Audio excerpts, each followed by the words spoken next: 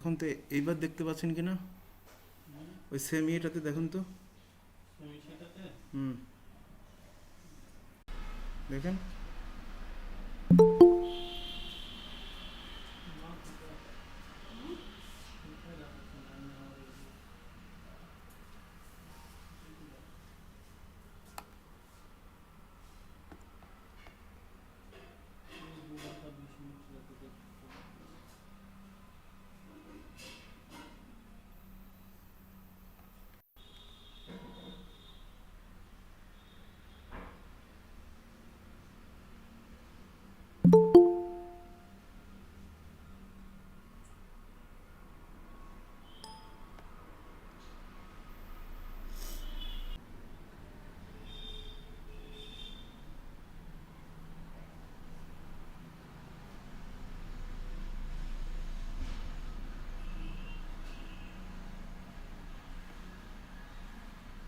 দেখেন।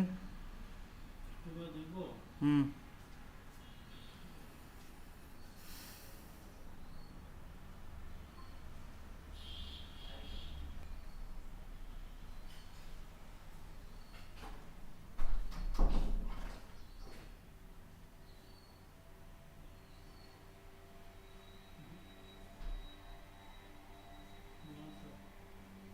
একই তো দেখানো উচিত।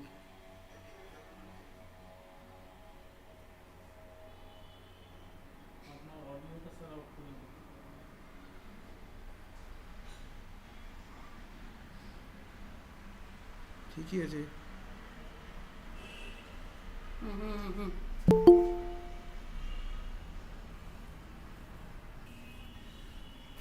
ঠিক আছে তো, এই যে, ঠিক আছে, ঠিক আছে। হুম।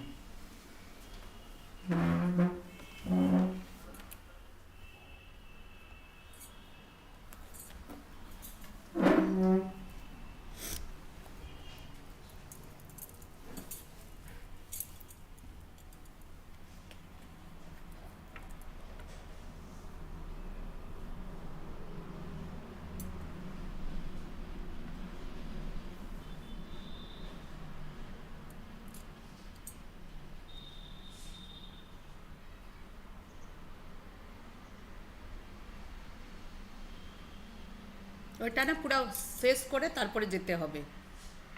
হ্যাঁ, কার্ডটাকে শেষ করো তারপরে যাও, আজকে আসবে। রিফ্রেশ করেন, রিফ্রেশ করেন। এরকম আসলো দেখো।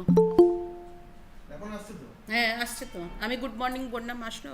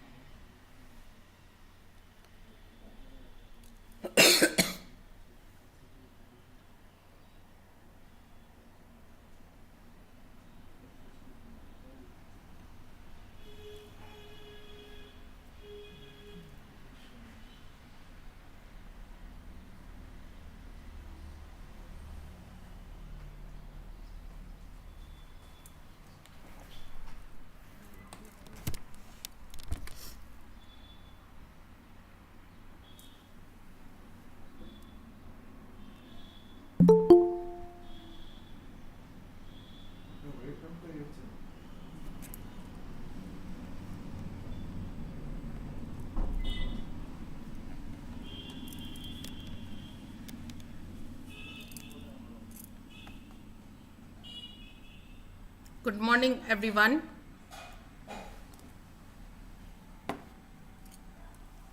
Echo হচ্ছে soundটা।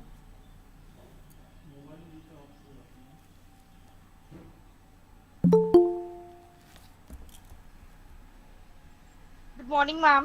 Yeah, good morning, everyone. Good morning, Dr. Badu sir.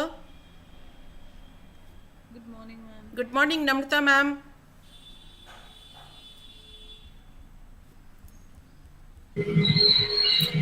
Good morning, ma'am. Good morning. Ma'am, am I audible?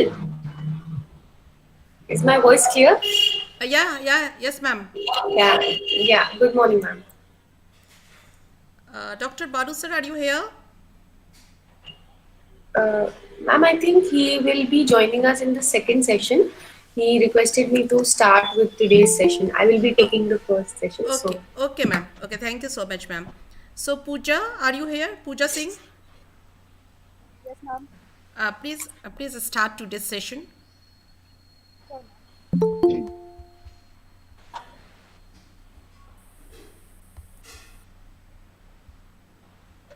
Hello, Echo everyone. কেন হচ্ছে double A sound? very good morning.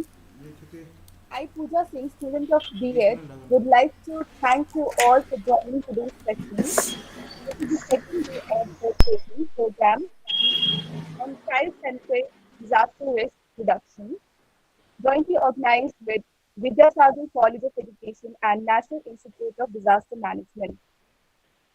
Now, without further ado, let's start the session. I would like to introduce Madam Namrata Sharma, a counseling psychologist by profession. She has a master's degree from the Applied Psychology with specialization in clinical psychology. She also has a diploma in guidance and counseling from MCERT. She has years of counseling experience with children, teenagers, young adults in schools and hospitals, as well as from various socio-economic backgrounds. Currently, she is working with YWCA of Delhi at the post of counselor, where she provides counseling services to women and shelter homes from various sectors of society dealing with mild to severe psychological and social problems.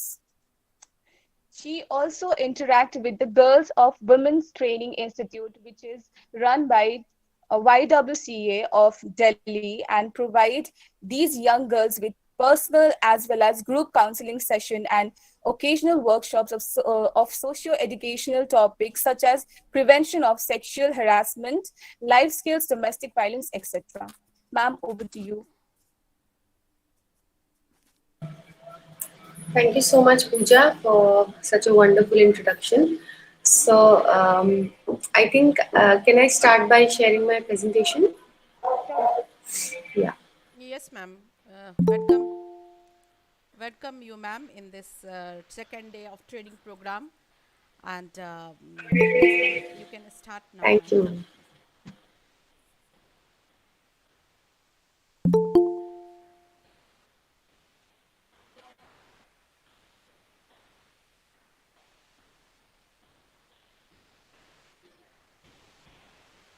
Okay. So, is my screen visible? Yes, ma'am, it is visible. Yes, ma'am.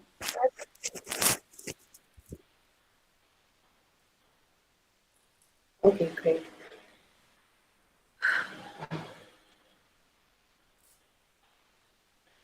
So, yeah, I think now it's visible on presentation form.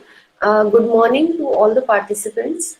Welcome to our second day of CCDRR training. So today's first session, as ma'am and Pooja mentioned, will be taken by me. I am Namrata Sharma, and our focus for today's session will be how we can identify issues of mental health in children. So I hope you all are comfortable in English. In case somebody feels ki I need to talk in Hindi also, I can do both. So you can see that my presentation is written in English, and if anybody wants me to talk in Hindi, then you can put it in the chat box, or ma'am can let me know. Okay. Yes, So please. yeah. So before we begin our presentation, it is very, very important for us to once again remember that COVID is not over, and our entire, these 3 day trainings are completely focused on a disaster. And we clearly know that this situation is also a disaster, more than a disaster actually. It is a pandemic. So we are not supposed to forget the fact that even though the vaccine is out, COVID is still in the air. Therefore, we need to remember a few things such as wearing a mask properly, covering your nose and mouth. I see a lot of people who सिर्फ अपनी नाक को cover नहीं करते, मुंह को करते हैं. But it's important to understand that जब the virus gets into our system through our nose, mouth, and eyes. Okay.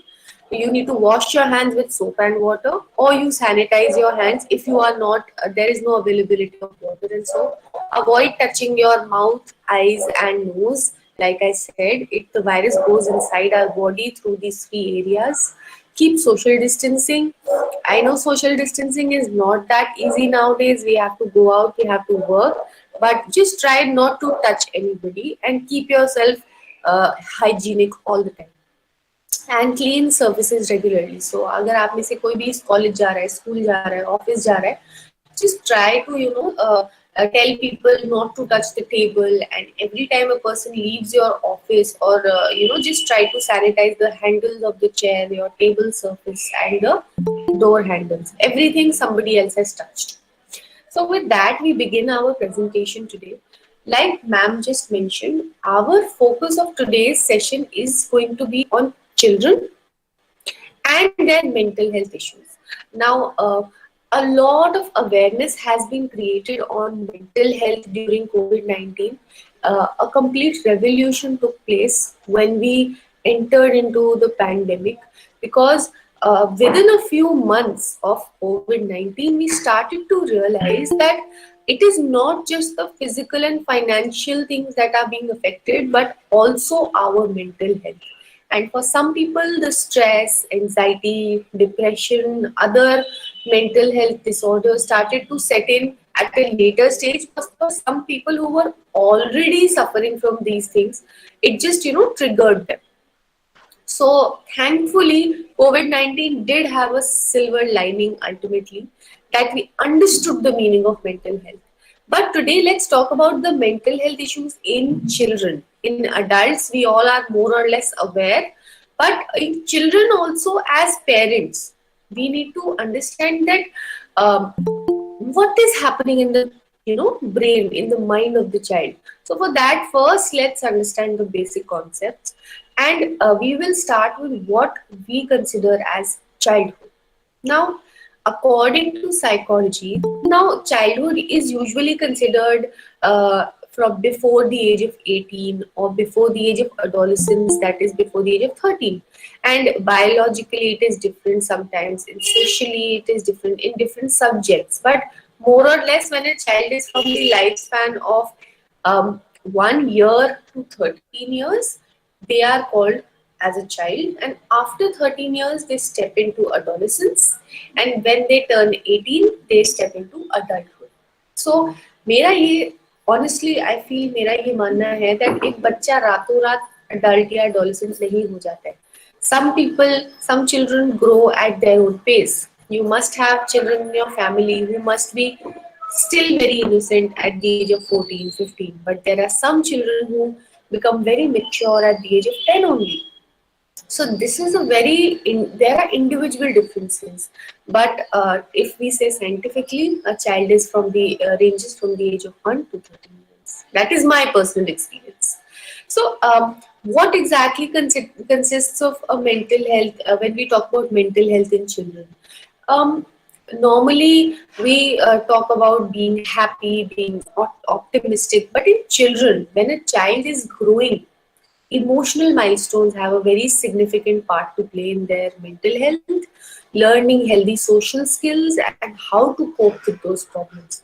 So, when I talk about healthy social skills, it's like interacting positively, having a discipline in your life, bringing that positivity in your life. All these things are social skills that we learn. How to cope with problems, decision making, your judgment, what are your problem solving skills, how resilient you are. All these things come under mental health of a child. And we will talk about them a little more. This was just an intro. Moving on a little further, uh, what are the periods of childhood? Now, I want you all to create a mental image of a child in your brain and understand that when I'm talking about a child, तो वो कौन से age group में आता है. तो सबसे पहला जो पीरियड होता है, it is called infancy and toddlerhood, which ranges from birth to 2 years. So, if you can see an image over here, this child in the first image is from maybe from birth to 2 years of age, and during this period, a child's body and brain develop drastically, like dramatically. Why? Because the child learns that he has limbs. Some children realize that they can lift their head, and slowly the child also learns how to walk. So during these 2 years, a lot of physical changes are happening, and in the brain also, the neuronal connectivity is getting strong by the day. That's why it is said that when a child is born or when a child is growing, he or she should be given maximum experiences. Why? Because those experiences will create the person he is going to be when he grows up. So, for example, today I gave a banana to my child, and the child started eating it directly. So I told him, no, you are supposed to peel it first. So I peel the banana and I give it to the child. The next time I give the banana to the child, he knows that I'm not supposed to eat it without peeling it. Now that learning has been learned, and somewhere in the brain, in one of the neuronal connections, that information has been stored. It will therefore stay there forever. And all these tiny experiences are ones that actually, make the human's mind or thought process. That's why these early experiences are extremely important. Coming to the second period, which is early childhood, this ranges from 2 to 6 years. So if you can see this second image over here, a child, he must be 3 years, 4 years of age. And clearly when a child is 6 years, 5 years, 4 years, he starts to go to school, maybe play school, a daycare center, class 1. So during this time, a child learns how to be more self-controlled and self-sufficient. Why? Because now he has come out of the home and he starts to understand that I am not here with my parents. I need to talk to someone. I need to tell the didi in my school कि मुझे washroom जाना है. I cannot sit anywhere and start crying. I have to be more disciplined in class. And these are the things a child learns how to do when he comes into his early childhood. He also meets new people. Language expansion happens to a great extent. The child learns to how to say words like 3-word sentences, 4-word sentences, and he also learns new languages and make new friends. So these are the things that usually happen during early childhood. Coming to the third, that is the middle childhood.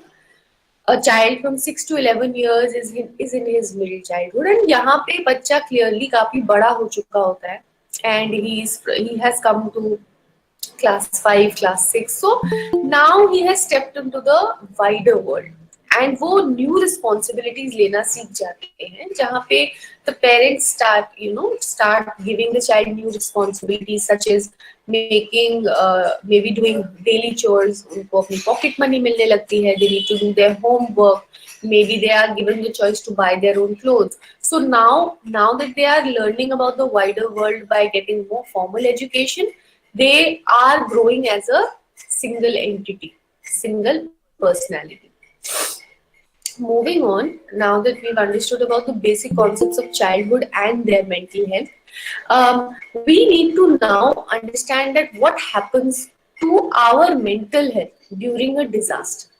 So far in yesterday's sessions, sessions, you must have been taught about what a disaster is, risk and every basic concept. I will not go into the detail of that, but researchers say that estimates of prevalence of trauma in world population is projected to be between 33% to 90%. So what they're trying to say here is that whenever a disaster strikes, the prevalence of trauma in a population, the people going through the trauma of that disaster range from 33% to 90%. So all the people who have been suffering from that disaster might feel the trauma, and that might range from 33% to 90%, and it is higher in children. Now, there is a lot of misconception about the fact that children don't go through stress, and that is the biggest mistake that we do. Why do children don't have stress? Why do we disregard the fact that children don't go through stress? That is false. And I will explain that to you a little later. That in reality, children experience more stress than adults. And here there are some symptoms here of how what happens after a trauma, but I will not talk about them right now. I will be talking about them in detail in a few in further slides. So like I was saying, why do children experience more stress? Now there are a number of reasons. There is not one particular reason, but the two major reasons that I felt as a psychologist or I understood over time is that the first thing is they just suffer from more stress because they are exposed to new and confusing environments every day. Now I'll explain this with an example. Also, आप सबको ये PPT मिलेगी. When the session is over, I will share my presentation with ma'am and she will forward it to you. So don't worry, all the material will come to you. अभी सिर्फ इस चीज पे focus करते हैं that whatever I'm explaining, let's understand the concepts, through examples. So I want you to understand the concepts rather than just reading stuff. Okay. So like I said, when they are exposed to new and confusing environments, they experience more stress than adults. अब इसी का ही मैं एक example देती हूँ. As adults, मैं अपने office में थी and I was, in my office, my boss told me that tomorrow you have to make a very big presentation because a lot of investors are coming and that presentation will define our years and closing deals and stuff like that, and it's very important. So I was like, fine, I'm thoroughly aware कि मुझे कैसे presentation बनानी है. So I go home and I start chilling. I go watch a movie, and because of that, I forget to make the presentation. Now in the morning when I get ready, I'm going, about to reach office. I'm in the cab. I suddenly realized that, oh my God, I had to make a presentation. Now within that 5-minute distance from the work, I start thinking कि आज मेरे साथ क्या होगा. So I start thinking that maybe I'll get fired today because I didn't make the presentation. Maybe I'll get a warning letter. Maybe I will be embarrassed in front of my colleagues. So as an adult, I was able to contemplate that whatever actions I have done, uska kya consequence hoga? What will be the result of my actions? I was aware of that. But if a similar situation were to happen with a child, if you imagine a 2-year-old, a 1-year-old, they see a socket, an electricity socket. वो जाएंगे और सीधा whole के अंदर अपनी उंगली दे देंगे. And if the switch is on, they will get a shock.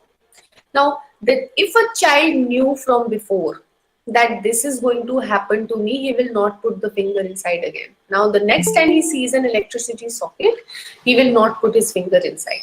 So, this is the difference with a child and an adult, that every experience for a child is new. Therefore, they are experiencing more stress because they don't know what's going to happen.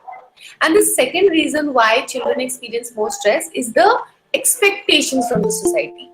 The parents are expecting the child to do well in his studies as well as extracurricular activities. The teacher wants the child to finish the homework on time, be the monitor of the class. The child has expectations. The child's group of friends expect the child to dress in a certain manner, have a hairstyle of a certain manner. Relatives ki alag expectations and expectations from oneself. So all these things also cause a lot of stress in a child. And stress, now that we're talking about stress, they are of two types. One is called eustress and the other is called bad stress. So bad stress I will be talking about right now a little further. But what is good stress? So good stress is also called eustress, and it is something that motivates us to do well. Now, if I am at home and I have an examination within 2 days, but I am not stressed about it. So if I am stressed about it in a way where I am not able to study, I am blacking out, I am getting very, very panicky, then it is a bad stress. But if I am motivated to work hard, I will be stressed about it and I will study harder. I will study twice as hard. That will be considered as eustress. So you stress is something that motivates us to do well, लेकिन अगर वही stress हद से ज्यादा हो जाता है तो वो बैड स्ट्रेस हो जाता है, एंड उसके बारे में हम अभी बात करेंगे. जो बैड स्ट्रेस होता है, they are of 3 kinds. Now in case you have any questions you can put it in the chat box. I will take them after the session.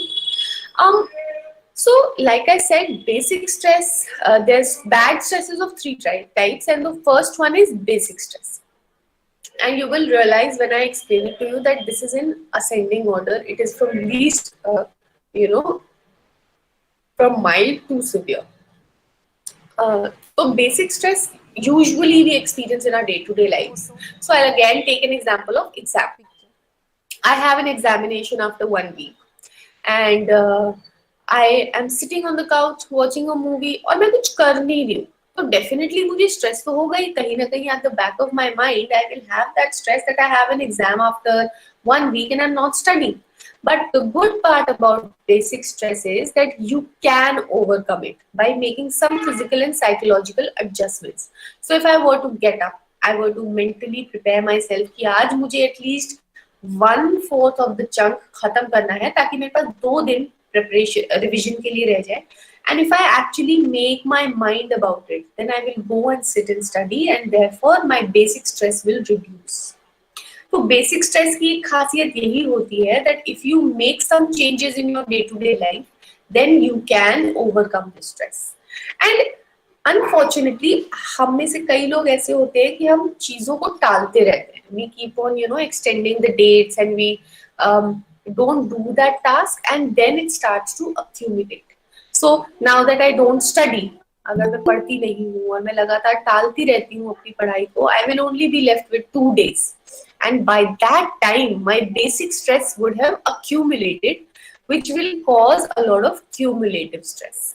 So the second kind of stress is called cumulative stress, and this usually happens when basic stress is not worked upon and it starts to pile up.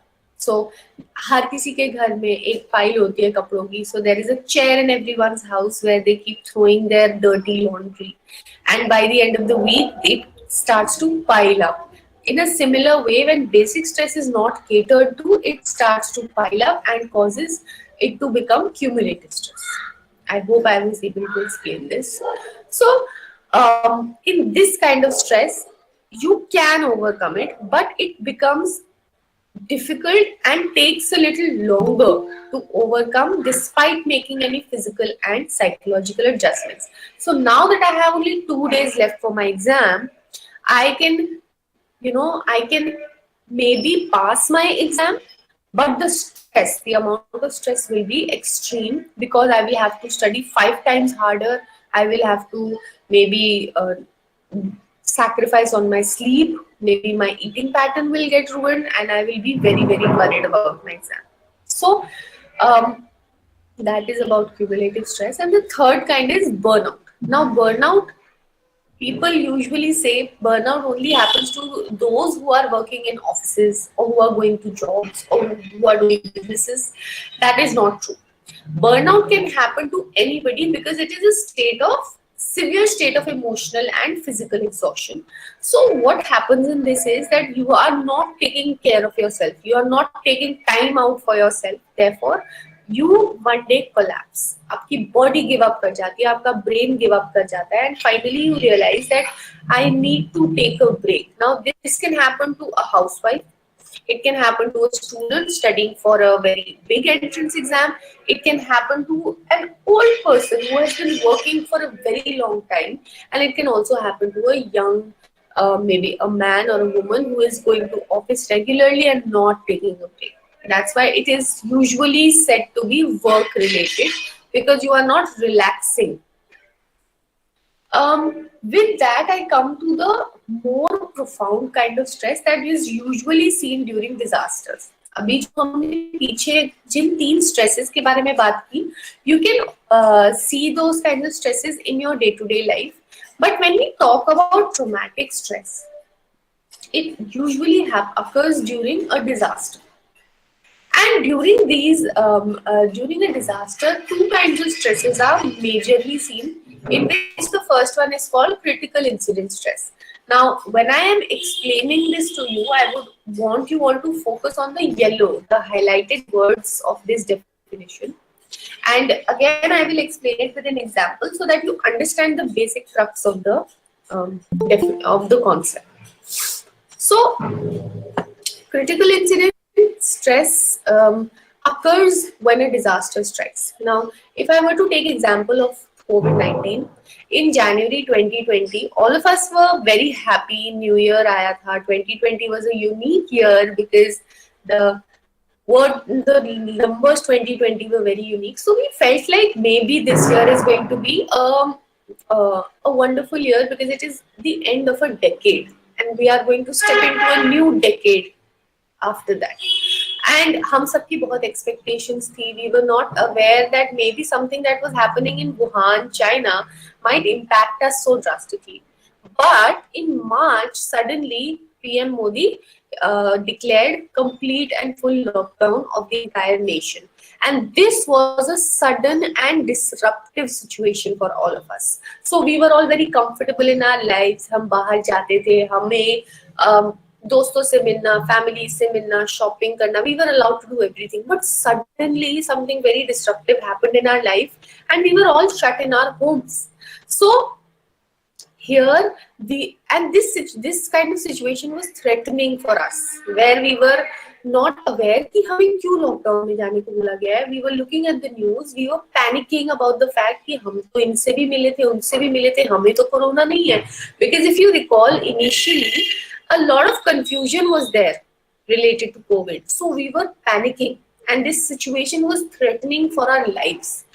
And this kind of situation usually happens when a disaster strikes, and it is called the critical incident stress. So any kind of stress that arises because of such a situation is called critical incident stress. And you can imagine this during an earthquake. Earthquake जब आता है, nobody is aware that it's going to happen, and it suddenly happens. And अगर वो उसकी intensity बहुत ज़्यादा होती है, we lose our loved ones. Sometimes we lose our financial, our property. There is a lot of damage to everything that goes on around us, and this is another example of critical incident stress. So इसमें जो stress हमें होता है वो immediately होता है. कुछ लोगों को वो इमीडिएटली स्ट्राइक करता है because these people are impacted directly by this disaster. But there are some people who are not impacted directly and उनको वो stress थोड़ा सा delayed होता है. The impact of the disaster is a little delayed. But you need to understand that stress is a natural phenomenon. If you are in a difficult situation, it tends to come. Okay? It does not mean that you are weak. It does not mean that you are disturbed in any way. You are mentally, sensitive. It does not mean anything. It is a natural human reaction to a difficult situation. And with that, I would like to talk about the second kind of traumatic stress, that is secondary traumatization. And here, this happens in a state of exhaustion and dysfunction, whether it's biologically, psychologically, or socially. And this happens to people who are working in the disaster situation, mostly the emergency work. So currently, if we talk about the doctors in hospitals, if we talk about counselors, psychologists, housekeeping staff, cleaning staff, the people in the morgues where they are, discarding the dead bodies because उसको भी एक अलग तरीके से discard करना होता है. So all that is causing a lot of secondary traumatization. Imagine you are in a hospital for the past 10 months and you are among dead bodies, people are dying around you, and families are crying, they are blaming you for the death of the of their family member. That causes a lot of secondary traumatization, and emergency workers actually face the brunt of it. With that, I come to the major part of my presentation, which is क्योंकि सब अभी तक you must have been thinking कि ma'am is just talking about disasters, about trauma, stress, childhood. When is she going to come to the part where she talks about mental health issues in children? Now, before we understand what are the mental health issues in children, let's understand what did COVID-19 do to our children. So, जब COVID-19 lockdown हुआ, when the COVID-19 lockdown was initiated, what all did our children lose? The first thing that happened was the lack of social interaction. We all are social animals. We like to talk to our friends. We need to talk to our family members, relatives. We need to stay connected. Otherwise, that causes a lot of mental health issues. Similar thing happens in children. If they don't get that external stimulation, then they might just shut down, and the growth will not happen appropriately.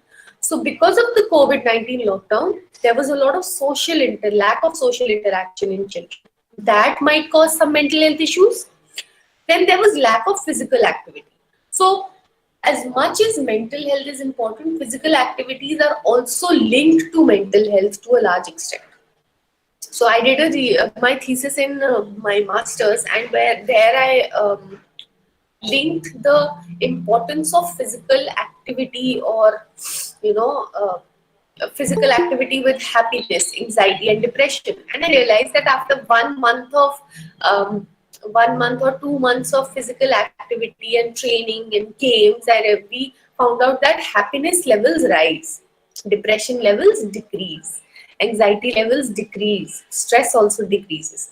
And if the children were in lockdown, how will they experience all this? Therefore, lack of physical activity also caused some mental health issues. Lack of cognitive stimulation. Now, when our child goes to school, they know that for 6-7 hours I have to study. They are mentally prepared. But when we were in lockdown, the parents would think कि चलो बच्चे ने 1 घंटा पढ़ाई कर ली, काफी है, 1 घंटा तो पढ़ा ना. So do you really think that the knowledge that they got in school is equal to the knowledge that they got at home? That was a major thing that the children lost during this COVID-19 lockdown. That was the formal education. That was the biggest hit that the parents and children experienced during this lockdown. And that also caused some issues in the children. Lack of external exposure. So if you are not going outside, you are not meeting new people, you are not experiencing new stuff, that also causes a lot of boredom in life. बहुत ही mundane life हो जाती है, and when you don't have anything to look forward to, you do feel low. आप बहुत blue feel करते हो, you feel very sad. And same thing happens with children. Children like to jump around. They want to experience new places, zoos. Schools used to take them to zoos, museums, and all these things used to have a very positive impact on children. And now that we were in the lockdown, children were shut in the four walls, because nowadays even the homes have become very tiny, and that caused a lot of mental health issues in children. There were 4 major other things that happened, but not many people talked about it because it was mostly related to adults. लेकिन उसका भी कहीं ना कहीं impact हमारे बच्चों पे पड़ा था. And the first thing was, I will club the 3 points here. And that was when we were in lockdown, the mothers were frustrated, the fathers were irritated, finances नहीं आ रहे हैं, jobs जा रही हैं, the education of the child is suffering, he's sitting at home, but we still have to pay the fees. So that was causing a lot of frustration, because of which there were a lot of familial disputes happening at homes, leading to sometimes a lot of physical abuse and domestic violence. So there was a study by WHO initially when lockdown began in March. So within 3 months, number of domestic violence cases, rose to a large extent. So they also said that 1 out of 3 women globally were facing domestic violence. Now, I would like to tell you here that it's not necessary domestic violence can only happen with women. Domestic violence, according to the law, is defined as violence happening to any member of the family who are living under the same roof. That is also called domestic violence. So it can happen to a man, it can happen to the child of the house, it can happen to the dog of the house, it can also happen to the old person in the house. That can also be called domestic violence, and all these numbers went up during lockdown. So imagine the trauma and stress in the child's brain while looking at all the domestic violence. So that had a very negative impact. And then one other very sickening thing that was happening was the levels of sexual abuse. Sexual abuse numbers went up very high. And believe it or not, I would have asked you a question here, but I think we are falling short of time. But my question would have been to you all that what do you think is sexual abuse सबसे ज़्यादा कहाँ होती है? And my options would have been at school, at home, or outside. I would have asked you to respond in ascending order. सबसे कम से सबसे ज़्यादा कहाँ होती है? And in my previous sessions, I have received a lot of responses where they say that सबसे ज़्यादा घर में होती है. And the researches also state that sexual abuse happens mostly at home. And the reason behind that is that the child is most vulnerable at home. Therefore, during COVID-19 lockdown, जब बच्चा पूरे time घर पे था अपने बड़े cousins के साथ में भी with the uncles, aunts, sexual abuse can also be done by parents, by grandparents. I have had so many cases जहाँ पे मेरे सामने 18-19 साल की बच्चियां आई हैं, लड़के आए हैं जिन्होंने अपने cases share करे हैं, and वो सब family members से ही परेशान थे क्योंकि they were going through sexual abuse within their families. So, believe it or not, this is the reality of our society that sexual abuse cases सबसे ज़्यादा घर में होते हैं. And the fact that we don't realize this is because वो report नहीं होते. But I will not go into detail about that. Moving on, now that we have identified the problem, कि भाई problem कहाँ से आ रही है, let's move on to what are the impacts of those problems, right? But before that, let's talk about this diagram. It is called the cognitive triangle. And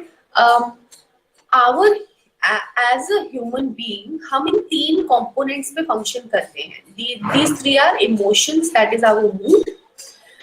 Second is our thoughts, whatever we think. And the third is behavior, हमारे actions. And I will explain this with an example because it is a very simple diagram. So, for example, I have an exam. Again, I will I will not take the example of an exam. I will explain it with another example. Okay. So in the morning, I woke up. I was in a very happy mood. My emotions were very positive. Maybe मैं रात को time से सोई थी, मेरे को नींद अच्छी आई, मौसम बहुत अच्छा था बाहर, और मैं बहुत कोजी होके अपने रूम में सो रही थी. आजकल ठंड है, तो I feel very nice and warm in my quilt.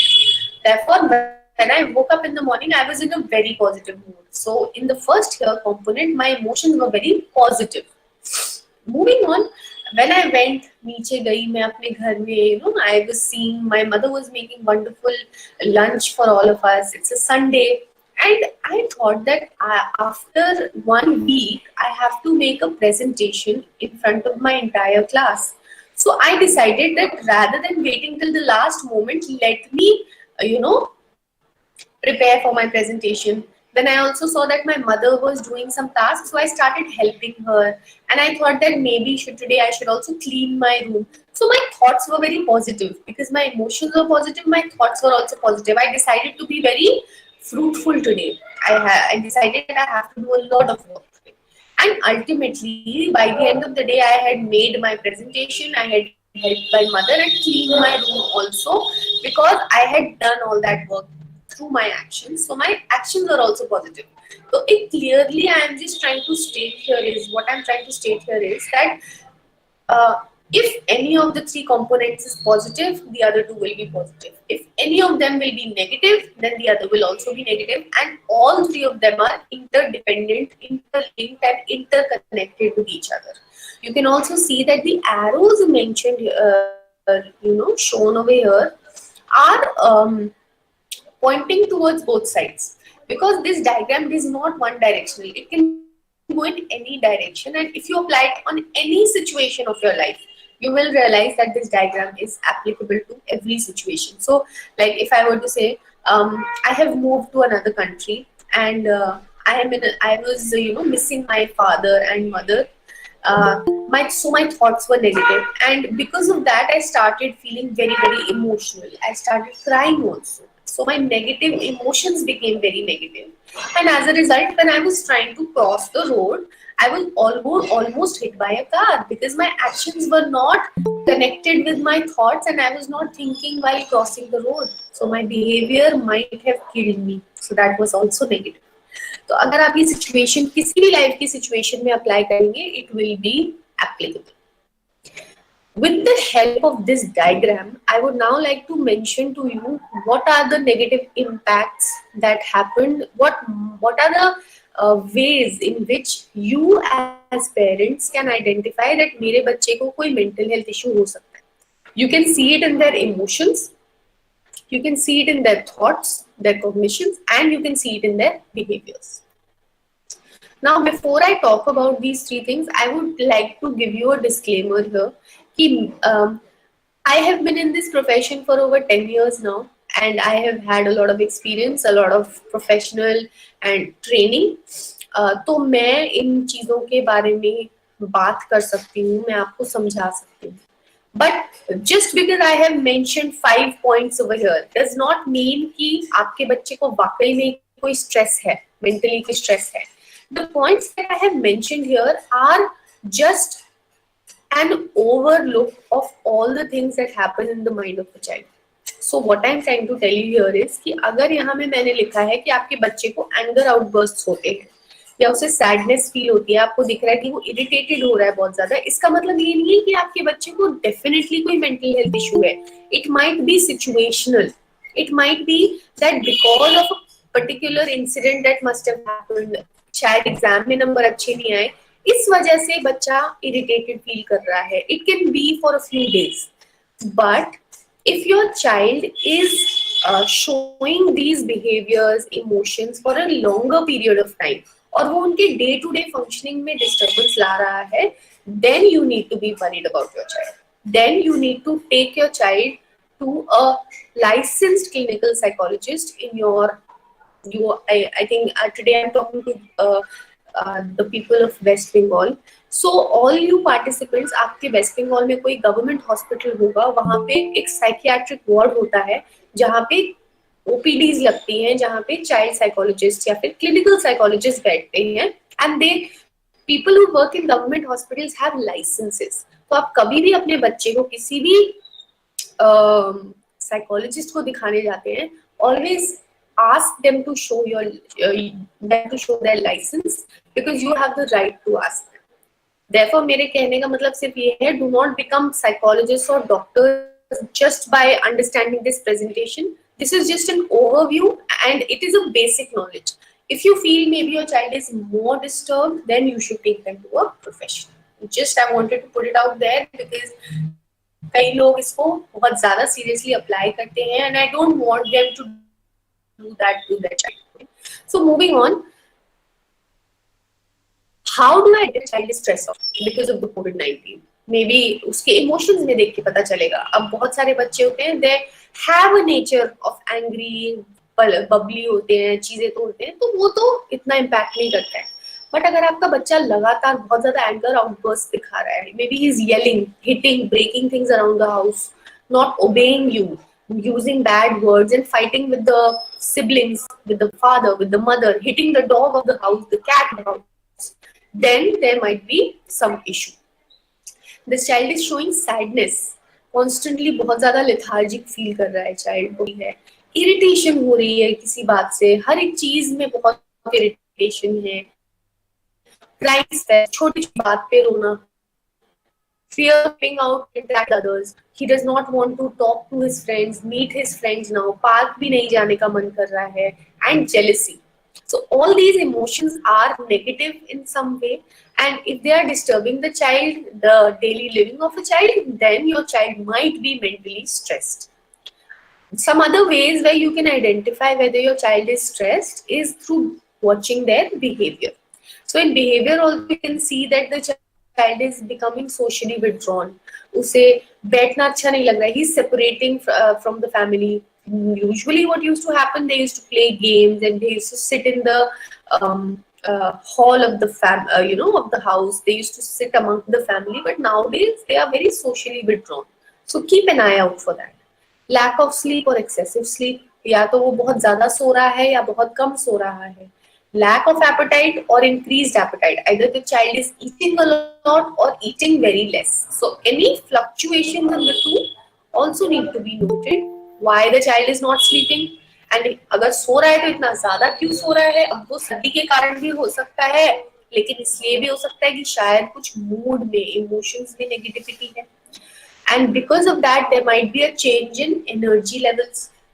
So the child might feel very lethargic because he's feel okay, I hope my presentation is visible.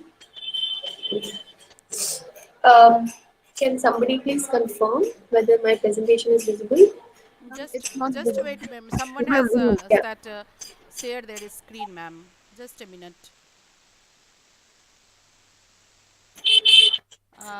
Nadan Murmu, please stop your presenting.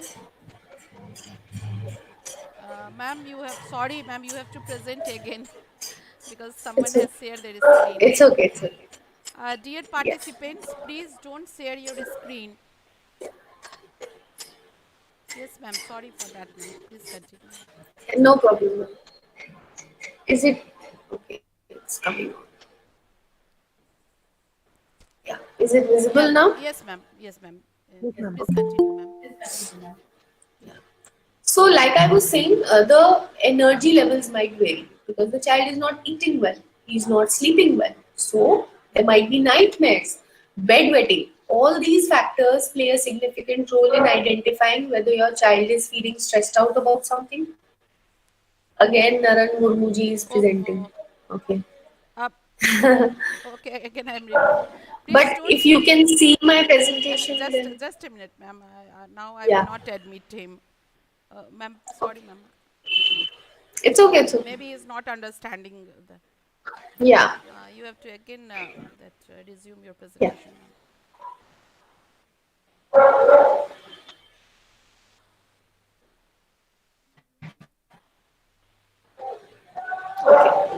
Yes, ma'am.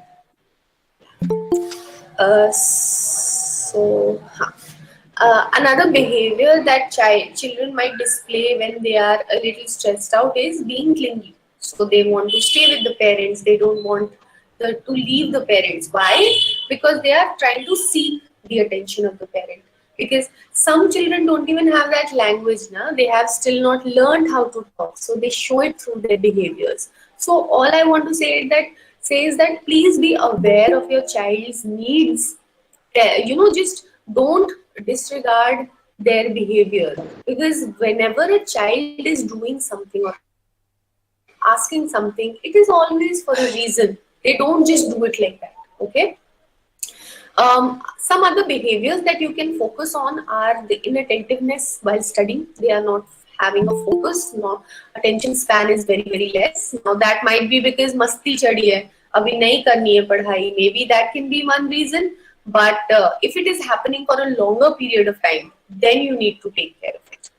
Academic downfall, grades are falling, doing bad in studies, loss of interest.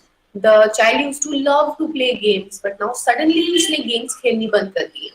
Struggling to conduct simple activities like bathing, not brushing your teeth properly, not eating properly, not wearing your clothes the correct way, and all these basic activities जो बच्चा करता था आराम से, वो भी उसमें भी difficulty आ रहा है.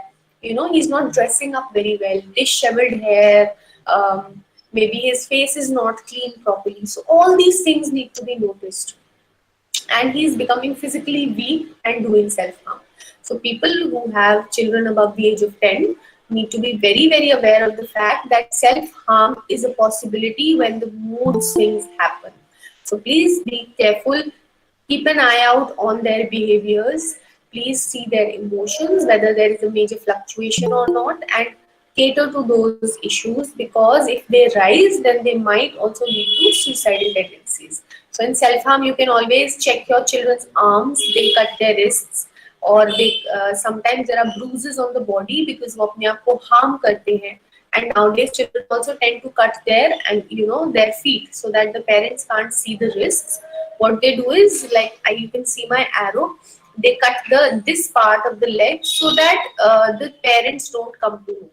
And the same thing goes for teenagers. You need to keep an eye out for your teenagers as well. Coming to the third component, that is cognitions or thoughts. How do you identify whether the child is struggling through their cognitions? Memory deterioration.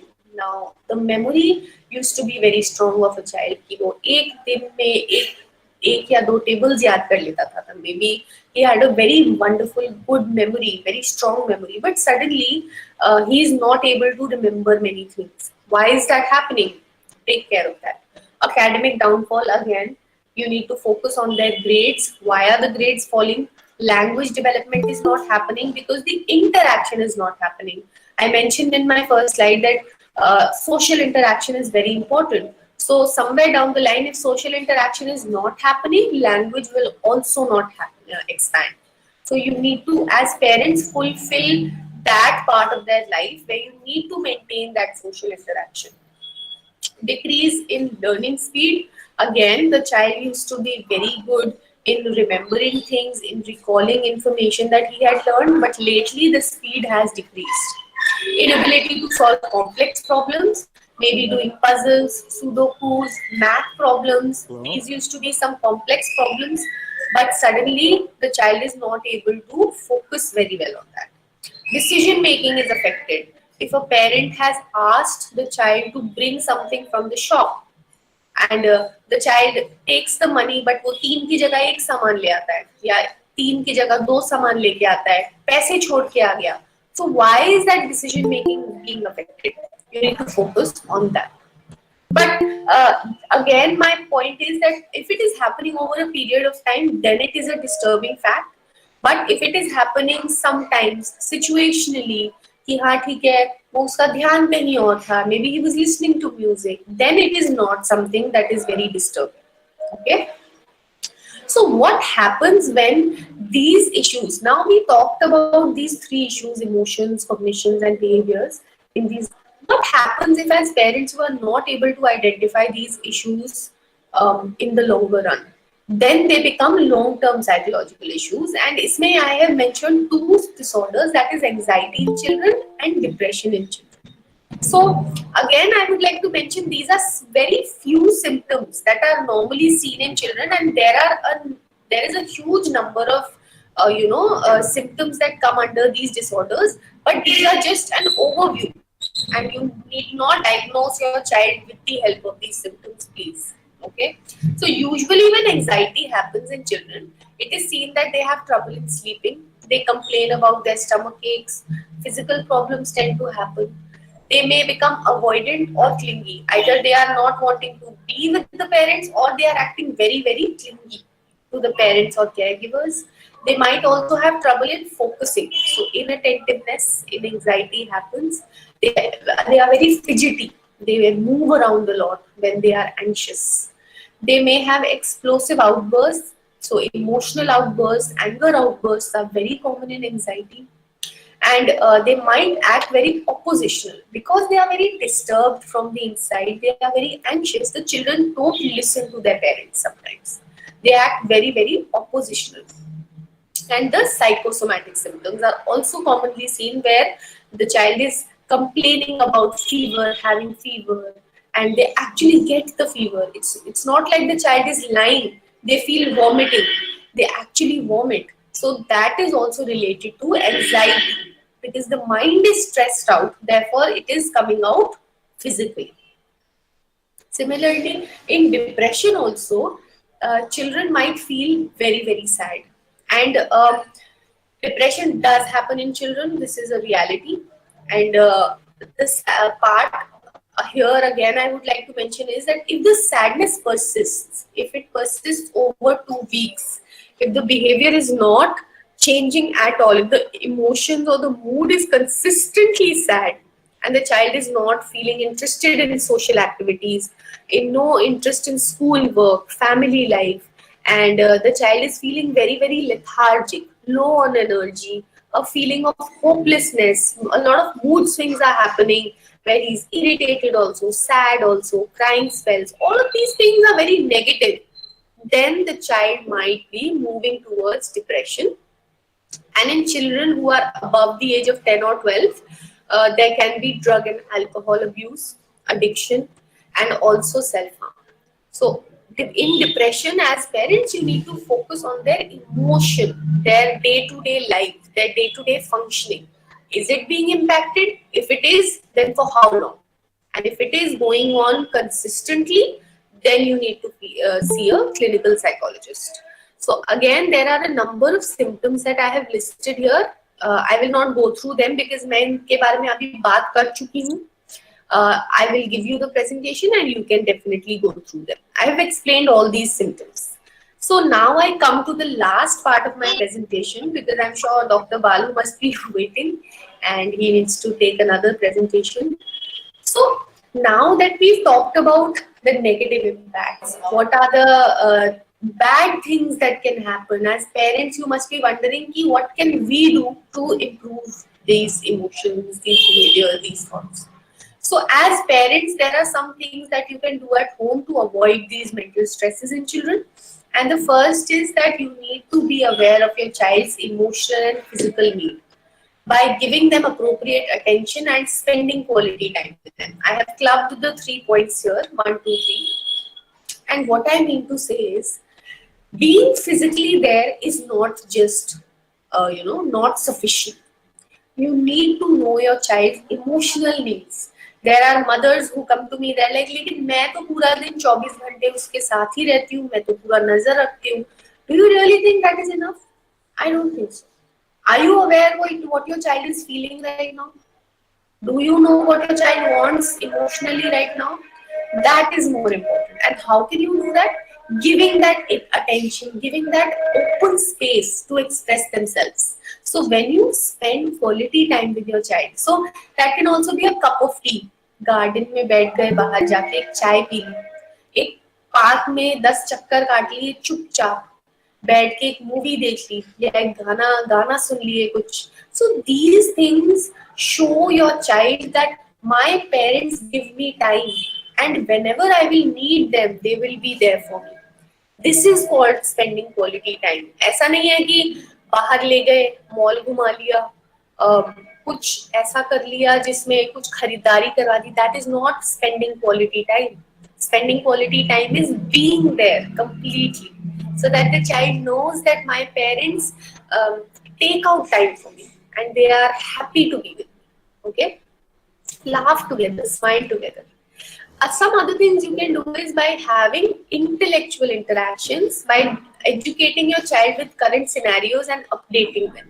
Now, mostly I have seen at homes, वो अपने बच्चों को conversations में involve नहीं करते adults, and that causes a lot of stress in children because imagine you are a small child, एक discussion हो रहा है घर में and the parents say जाओ तुम जाओ, तुम्हारे बस यहाँ की उसकी बात नहीं है.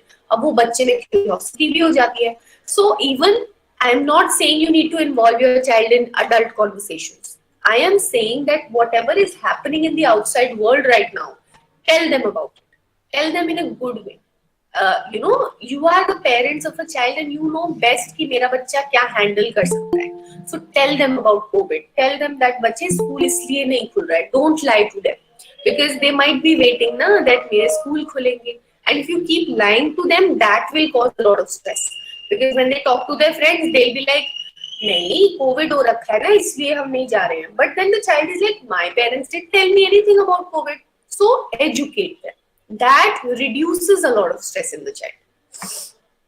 Then some more things you can do is provide them with adequate affection.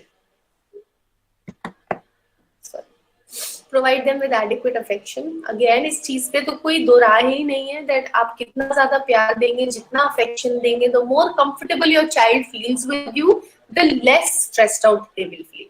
Because currently we are all at home. If you as parents are fighting constantly, if you are not giving that love to your child, where will he go? Where will he go? He does not have grandparents right now, no siblings around, maybe no friends. Then where will he get that attention? From you. So maintain a family balance environment so that the child feels happy. He can grow in that environment rather than, feeling very, very sad and stressed out and aggressive at all times. Because ultimately, see, when you become parents, your entire world revolves around them. And you don't want them to be stressed out in any way, right? So, exposure to the outside world is important. Parks में जाइए, सुबह सुबह cycling के लिए जाइए. That opens the mind of the child, because of the online classes, the child feels very trapped in the house. So, exposure to the outside world is a good thing that you can do. Keep the friends connected. Have the child call their friends. Maybe छोटा बच्चा है, उसको भी तो अपने दोस्तों से बात करना अच्छा लगेगा ना. तो week में एक बार video call करा ली. Maybe take, now that lockdown has opened, maintaining all the rules of social distancing, maybe they can go meet their friends also if you have been COVID negative, only then. Okay, limit passive activities such as screen time. After online classes end, your child should not be close to a phone, laptop or TV. You need to increase their outdoor and physical activities and maintain a timetable. As parents, आपके पास activities aligned होनी चाहिए कि जैसे ही बच्चे की online classes खत्म हुई, they need to get good amount of sleep, they need to eat well, they need to do some extracurricular activities, and they need to study from books. You cannot give your child the time to go and switch the TV on, because as soon as the TV is switched on, the child will stop listening to you.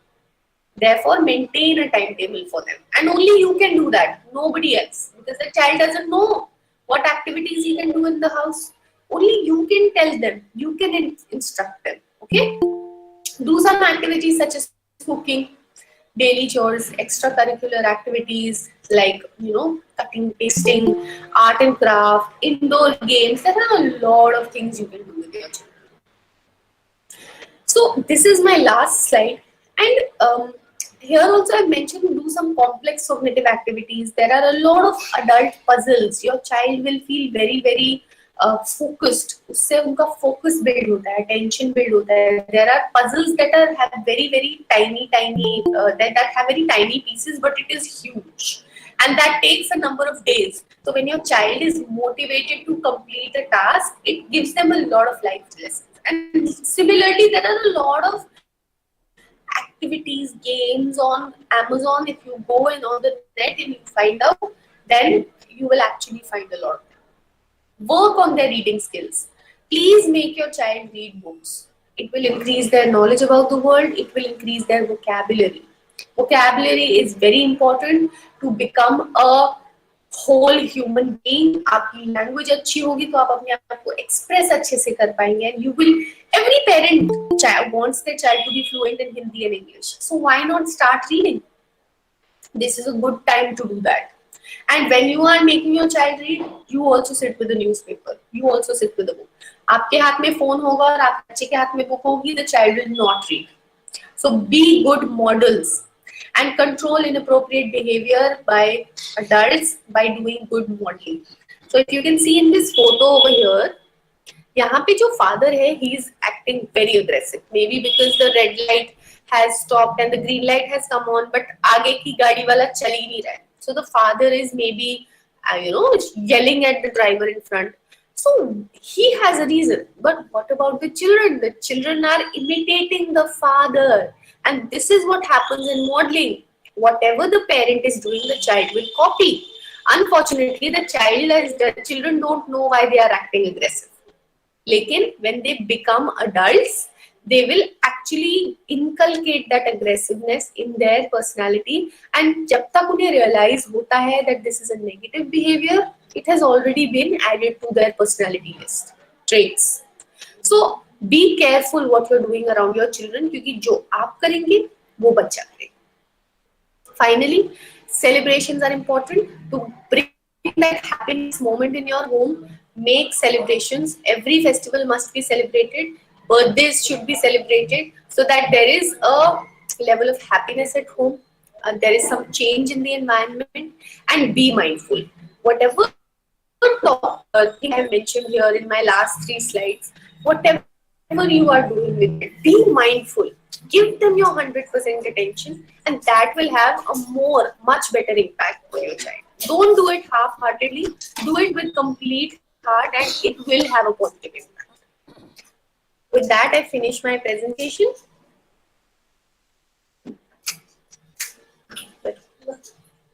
Yeah, thank Yeah, you I so much, think ma'am. I'll stop sharing. Thank you so much, ma'am, Yeah, thank for you. such a wonderful, Thank you, ma'am. useful, and informative presentation, which is much needed in present pandemic situations. And as a teacher, as a mother, I know that what children are facing nowadays, the problem. Whatever you have presented in your slide, that really I feel that yes, children are facing such a traumatic situation, like they are in such a in dilemma, what to do, what not to do, and they are totally cut from the world. They are not going to school, they are not talking to their peer group, and it is very difficult for them to cope up with the present situation. And whatever you have given the information, that is I think really wonderful for everyone, for parents, for teachers, for that in the for society, and I think for everyone it is very useful. And you have presented in Yeah. such a simple manner, and I think everyone that must understand that your presentation. And again, thank you so much, ma'am, from the on behalf of Vidyasagar College of Education, for your such a nice and wonderful presentation, ma'am. Thank So you. I Thank you. request Pooja for the question answer session. If any question in the chat box, or dear participants, if you want to ask any questions, you can unmute yourself and ask questions to ma'am. Before that, I just welcome to Professor Santosh sir, Professor and Head CCD RR NIDM sir. Sir, are you here, Santosh sir? I am here. Yeah, sir, sir, most welcome you, sir. Yesterday also that I did not talk to you, sir. That thank you so much, sir, for your support and cooperation. And on the behalf of Vidyasagar College of Education, myself, Principal Dr. Savita Mishra, welcome you on this platform. And yes, that you and your team has that given such a nice training program. This is much needed, sir, in the present pandemic situations for everyone. And thank you so much, sir. Thank you so much. No, thank you. I would extend my heartfelt thanks to you and your organization and your team. They are doing wonderful job with the CCDRR, and definitely, if this can be taken forward, uh, probably that we would be doing a great service to the society, and that's what our collaborative efforts probably would bring some positive result in this direction. And Namrata is taking care of that from that side. And Good morning, sir. Good very morning. good morning. I could listen your presentation also. And Balu had also this yesterday morning. So I extend my heartfelt thanks to all of you. And I have told Balu that tomorrow, while valedictory, I would be there, and maybe I will take 5 minutes to address in that. Sure, sir. Once Sure, again, sir. I welcome and thank you very much for Most extending welcome. all this support. Yes, sir. Thank you. Thank you, sir. Thank you, sir. Yes, Pooja, And ma'am, Pooja, Yes, ma'am. that Yes, please ma'am. continue with question answer session. Then you call Dr. Balu sir for next session. Sure, Yes, ma'am. yes, Ma'am, yes, do we Balu have sir. to? Let Namrata ma'am take her own time. So Okay, if she okay. finishes, then we can move to next Oh, session. thank you so much, Yeah. Balu sir. Thank you so much. Yes, yes, Pooja, continue Ma'am, with question we answer have session. two questions. Yes, I'll read out the question. Ma'am, first question is from Dr. Alok Kumar Singh. Um, He's asking good stress is good for children, child yes, personality. yes, ma'am. Yeah. So I think he's trying to ask that is when I talked about use stress, he asked whether it is good for a child or not. So see, stress is never good for anybody. but it is how we are brought up as a child.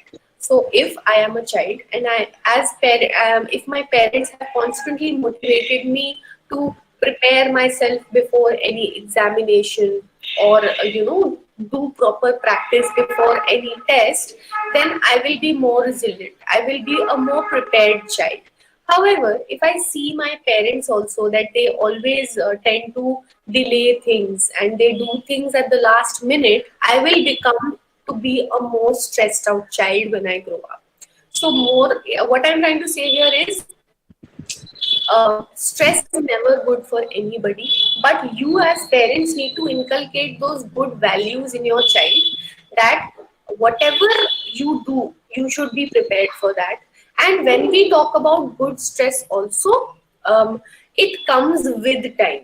So if you are more prepared in life, if you are more resilient, if you learn how to deal with problems better, if your parents have given you that open space to deal better with life, then you will not be as much stressed out.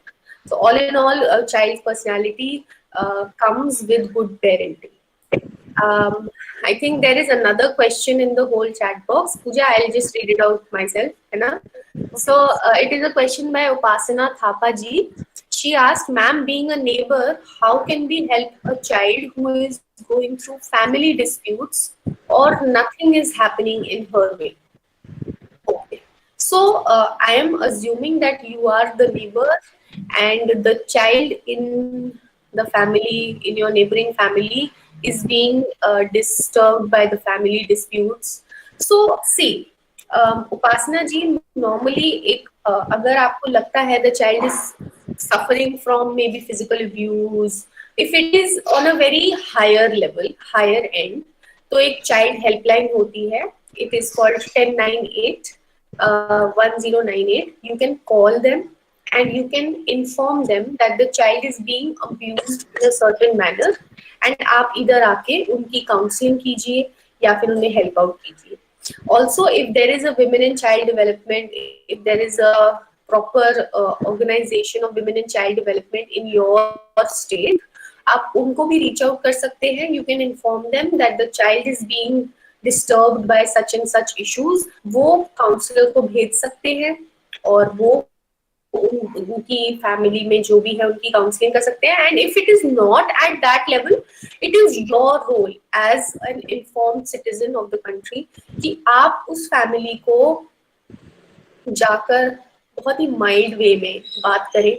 Maybe in today's sessions, if you have learned something new, if you have learned something good, आप इसके बारे में बता सकते हैं that if you have familial dispute, be impacted. उनका long term में ये issues आ सकते हैं. तो आपको शायद नहीं realize होता, आपको लगता है बच्चा दूसरे कमरे में है and he is not being impacted. That is not the truth. He is listening to everything and it is impacting him on a very bad level. So I think if you have that authority, if you can do it, please go and talk to them. If it's a mother, if you are a female, if it's a mother, then wonderful. She will definitely listen to you. अगर आपके घर में कोई male है, they can talk to the father. So yeah, I think that's something we can do. And I don't think there are any more questions. Yeah, in the chat box there aren't any questions. Thank you so much, Namrata ma'am, for being with us. Oh, Balu sir, one more question. Sorry. Yes, ma'am, please. At the end. Please. Yeah. This question is by Mahesh Jain ji. He asks how the NSS units of educational institutes be helpful for welfare of children. Dr. M.K. Jain. I am not sure what NSS units are. Dr. Balu, are you aware? Yeah. Please. Yeah. So I think you can take this question. May I request you to repeat the question, ma'am? He asks how the NSS units of educational institutes be helpful for welfare of children. Basically, NSS units are for enabling the children to involve in the social service scheme. So when naturally the children were being, the students were being involved in the social service schemes, it also refreshes their minds and it also brings a kind of attitude to do certain services for the society. So when naturally they involved in services, doing services, they also little bit, I can say that they also get purified. So when they were involved in social service scheme, they also naturally it's indirectly supports for their welfare. But there, I don't think it's directly supporting for their welfare. Okay. Namrata, Yes, sir. Yes, sir. I would suggest what the question is very good. They have asked this question regarding the engagement of NSS, no, in the colleges. They are the big force. I consider as a kind of a volunteer force of a young youth, where that energy, creative mind, thinking process, and to do something for the society is very high. Even if some children are just joining as a kind of a time pass, but some of them might be very serious also about this. Our job would be to engage them in this kind of a work, especially pre-disaster scenario and informing people. And if we sensitize them, definitely they would take it seriously. And at the college level, like we have set up, like we have child-centric DRR. In the same way, we have set up Indian University Network. So Indian University Network, which we are going to launch, which again I'm looking after that. We are going to launch it in the month of January 2021. So there we are requesting all the vice chancellors. We have now already 80 members. They have become the members of this body association, and so we will be requesting them to get engaged largely with this kind of a network and NSS NYKs. And also we are having dialogue with the Ministry of Youth Affairs. So they will have an appropriate platform also, and then we can think of with their ideas. It's not that what we think is important, what the students and youngsters they think is important, and what kind of a platform they are looking forward for taking this agenda. So then definitely we can go by their ideas as well. So cross fertility would be there, that their ideas and what we think as a challenge, and they can always suggest that what kind of this actions which we can plan together. And accordingly, we can give this vibrating vibrations to all these NYKs or NSS center. So that's what I think. Thank you, sir.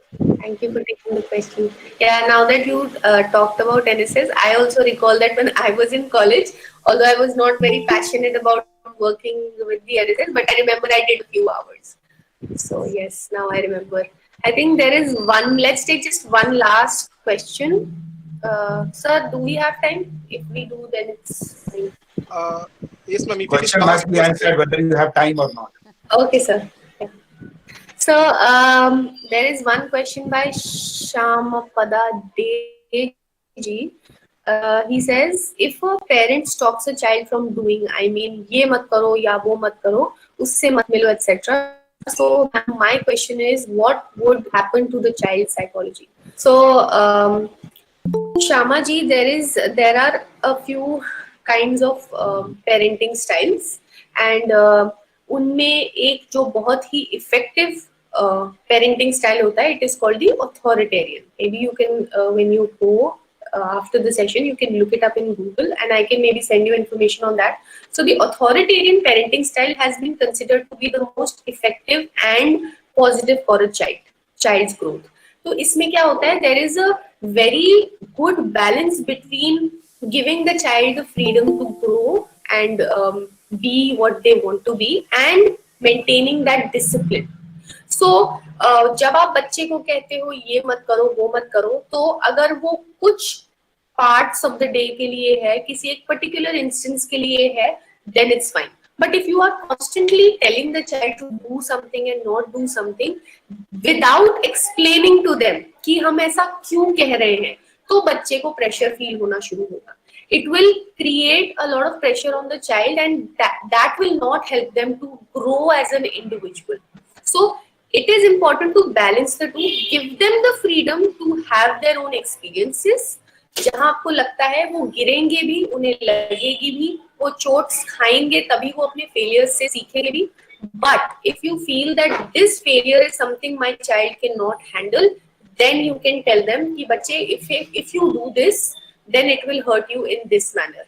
अगर उसके बाद भी बच्चा नहीं सुनता है, then let them have that experience and they will learn from their failures or their mistakes. So keep that balance between being disciplined and being open with your child. So I hope I was able to answer your question. And we have one more question by KR Lokeshwari ji. They ask how to differentiate the traumatic stress symptoms from teenage behavior. Uh, where did it, where did it go? Okay, 1 second.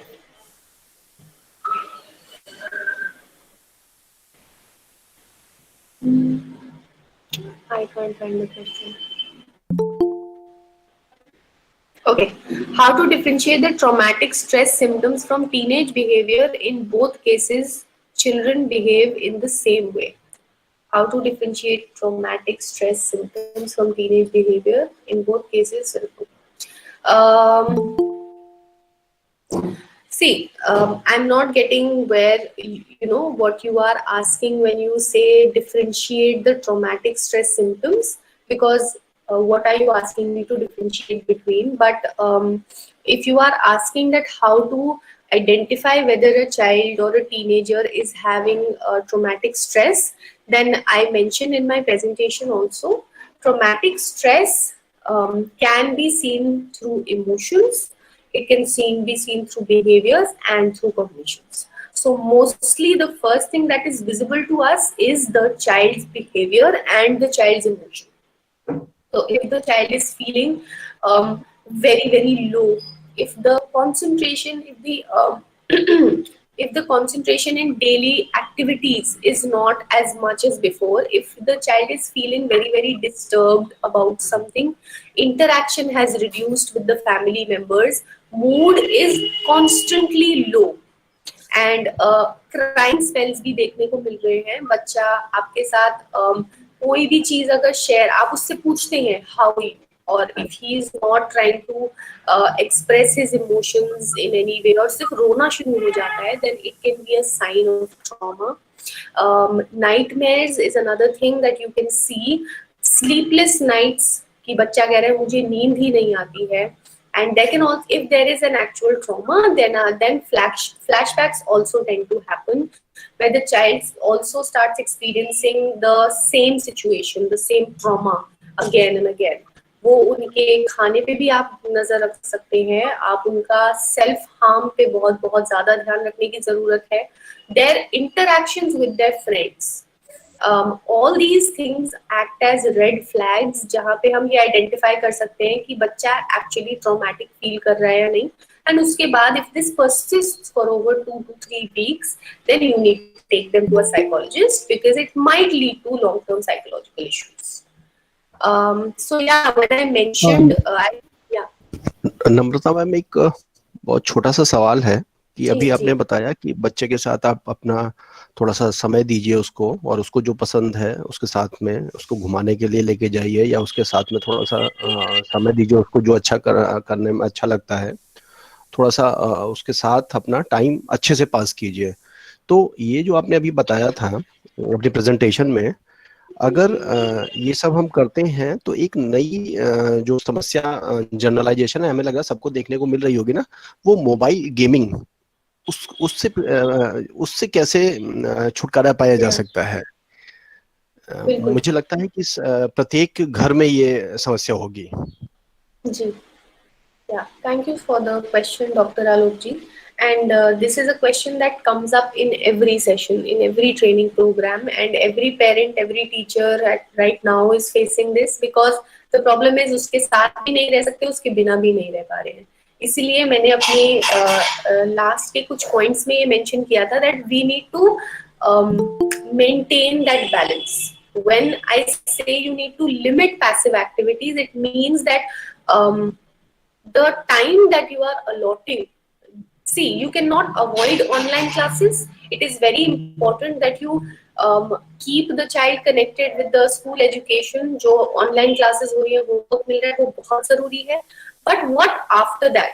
If the child is still using the phone continuously after that, if he is still not understanding कि उससे उसको नुकसान हो सकता है, then you need to step in. आपने एक चीज और mention करी that you said कि बच्चे को वो क्वालिटी टाइम देना, उनके साथ टाइम स्पेंड करना, उनको रोक टोक ना करना, रोक टोक करना बहुत जरूरी है. You need to discipline your child, and only you can do that. See, clearly PUBG and online gaming has taken over the mental health of children. Nowadays, if you watch TV also, तो अगर आपने lately observe किया हो कि MPL की जो add आती है उसके अंदर इनिशियली जब वो एड देते थे तो उन्होंने एक डिस्क्लेमर नहीं लगाया था, बट लेटली अगर आप ध्यान से देखें तो एड के एंड में वो एक डिस्क्लेमर देते हैं that this gaming can B addictive, so please use it at your own caution. इसका मतलब ये है कि गवर्नमेंट ने भी ये चीज रियलाइज कर ली है कि online gaming can be a mental health hazard for your children. Therefore मेरा सिर्फ यही सजेशन होगा sir that you need to act very very smartly. अगर आपके बच्चों की ऑनलाइन क्लासेस खत्म हो रही हैं, you need to have a deadline, you need to keep track on the wifi of your home कि अगर बच्चे को रात को सोना है, shut the wifi, maybe you can take the phones off the entire house, keep it in a certain place, या जब आप पार्क लेके जा रहे हैं उन्हें या वो कहीं भी बाहर जा रहे हैं, वो फोन की जो यूसेज है उसे कैसे मेंटेन करना है, उसे कैसे कम रखना है. You need to be smart enough कि आप कैसे अपने बच्चे को प्यार से, ना कि फोर्सफुली. अगर फोर्सफुली करेंगे तो वो और ज्यादा अग्रेसिव हो जाएंगे and that will cause further stress in the child. So even before they get addicted to the phone, try to maintain that balance. So yeah. Hello. Yes. I Okay, think thank you, ma'am. welcome. There are one or two more questions. Kumkum Chaudhary ji has asked how to take care of mental health issues of children and youth during COVID-19 period. कुमकुम जी, मेरी पूरी presentation इसी चीज के ऊपर थी आज कि हम कैसे बच्चों की मेंटल हेल्थ का ध्यान रखा जाए. मेरी जो प्रेजेंटेशन की लास्ट 3 स्लाइड्स थी, अगर आपने शायद मिस कर दी हो तो आप उनको, उसमें मैंने प्रॉपरली मेंशन किया है दैट कैसे हम उन नेगेटिव इम्पैक्ट्स को रिवर्स कर सकते हैं या उन्हें होने से भी रोक सकते हैं. तो अगर मे बी हम उस पर दोबारा से फोकस करेंगे, you will, your question will be answered there. In case you feel that you still don't have sufficient information, then you can any day contact me and I will provide you with more information. There is one more question by Akash Singh ji, and he says, "Ma'am, I have a question. People nowadays pretending to be depressed in social media to look cool. I mean, pretending depressed is now becoming a new trend. Then how can any person know that they are really depressed and they are just pretending? This is the main problem with teenagers." Yes, I absolutely agree with you. The word depression, the word depressed is used very, very lightly. And that disturbs me as a professional as well. आपकी बात बहुत ज़्यादा सही है कि teenagers भी उस habit को latch on कर रहे हैं. कहीं ना कहीं उनको लग रहा है कि depressed होना अटेंशन सीख करने का एक अच्छा बहाना है. मे बी कोई गर्लफ्रेंड अपने बॉयफ्रेंड से कहती है कि मैं डिप्रेस्ड फील कर रही हूँ, तुम मुझे ब्रेकअप कर दोगे तो मैं डिप्रेशन में आ जाऊंगा या आ जाऊंगी, एंड वो उसको बहुत ही गलत तरीके से इस्तेमाल करते हैं. पेरेंट्स की अटेंशन सीख करने के लिए बहुत आसान चीज बन गई है. But you need to understand that there is a huge difference between being depressed and being sad. ये sad होना एक situational चीज हो सकती है, एक momentary lapse हो सकता है, बट जब आप सैड होते हैं तो आप अगले दिन उठकर अपने एक नए जोश के साथ, में भी उसी मोटिवेशन के साथ नहीं, लेकिन आप जीने की इच्छा नहीं छोड़ देते हैं. जब आप उदास होते हैं, आप सिर्फ उस पर्टिकुलर सिचुएशन से निराश होते हैं. जब आप डिप्रेस्ड होते हैं तो आप एक कंप्लीट जीने की, कोई भी काम करने की इच्छा छोड़ चुके होते हैं. Your question was that how do you identify between a person who is depressed and not depressed. My I will not be able to explain the proper diagnosis, but the very major symptoms that are seen in depression are lack of appetite. खाना खाने का मन नहीं करता, बंद हो जाता है, और ये सिम्टम्स 2 हफ्ते से ऊपर चलते हैं तो ये डिप्रेशन की ओर जाने का एक इंडिकेशन होता है. आपकी एपेटाइट लूज कर जाते हो, आप सो नहीं पाते हो, your mood is constantly low, आप सुबह बेड से नहीं उठ पाते हो. A person who is depressed can not get out of bed and even take a shower. उनके लिए वो भी एक स्ट्रगल होता है. There are 3 major feelings: helplessness, worthlessness and hopelessness. ये 3 मेजर फीलिंग्स होती हैं एक डिप्रेस्ड इंसान की। वो अपने आप को किसी का वर्थ नहीं समझते हैं। They start feeling extremely worthless and they feel कि अब मैं किसी काम का नहीं। होपलेस होना, होपलेस होना कि अब मेरे लिए कोई होप नहीं बची है। शायद उनकी लाइफ में कुछ ट्रॉमेटिक हुआ है, उन्हें किसी सैड इंस्टेंस, उन्हें किसी कोई बहुत बड़ा झटका लगा है, या वो बहुत लंबे समय से एक स्ट्रेसफुल सिचुएशन, स्ट्रेसफुल लाइफ जी रहे हैं एंड उससे ना डील कर पाने की जो एक क्षमता खत्म हो जाती है ना, तब इंसान डिप्रेशन की ओर जाता है। एंड एक्चुअल में जो third after hopelessness, I wanted to say helplessness, they also feel कि अब मेरी कोई मदद ही नहीं कर सकता है। तो एक्चुअल में अगर किसी इंसान को डिप्रेशन होगा ना Akash ji, he will not show off on the internet. You must have seen a lot of cases where people have committed suicide, and the sad part is suicide is a silent killer. Depression is a silent killer. Somebody who is depressed might not tell you, but कुछ red flags होते हैं if you are concerned about a person, then जो मैंने अभी आपको चीजें बताई, if you feel that person is not opening up, वो बहुत ज्यादा सोसाइटी से withdraw हो रहे हैं, उस इंसान की पर्सनैलिटी में आप अचानक से एक स्विच देख रहे हैं कि जैसे मैंने जो आपको सिम्टम्स बताए, मूड में स्विच होना, बॉडीली एनर्जी डाउन होना, वीक दिख रहा है वो इंसान, कहीं ना कहीं शायद उन्होंने अपने आप के ऊपर सेल्फ हार्म किया है, बॉडी पे आपको कट्स दिख रहे हैं, या drinking, alcohol and drug abuse start कर दिया, तो शायद आप उनके से बात करके उनको या तो एक क्लिनिकल साइकोलॉजिस्ट के लिए पास लेके जाइए, या उनसे पहले बात कीजिए कि क्या प्रॉब्लम है। सीधा ये नहीं पूछना है इंसान को कि क्या आप डिप्रेस तो नहीं है, आप उनसे जाकर सिर्फ इतना भी पूछेंगे ना कि क्या हुआ, मुझसे बात कर, तो शायद वो इंसान खुल के आएगा एंड तब आपको रियलाइज होगा that he might be having depression. So normally this is what happened, and unfortunately teenagers are getting into the habit of misusing this word, but let's start changing the notion. There is another question by Pallab Kakoti ji. How to take care of mental health issues of children during COVID-19 period? Again, मेरी entire presentation इसी के ऊपर थी. I will be sharing my presentation, so definitely you can go through it, and I have mentioned everything there. Okay, I think I took that question already. I repeated that.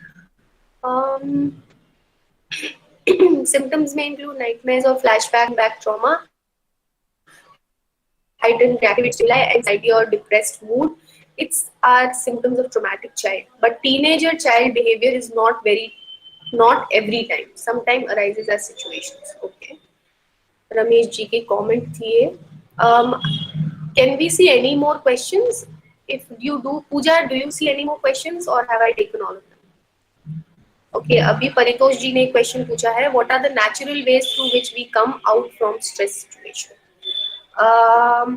Paritosh ji, natural ways से मैं आपका meaning नहीं समझ पाई, but कुछ तरीके जिससे हम stressful situation से डील कर सकते हैं is by talking to someone, by actually dealing with that situation.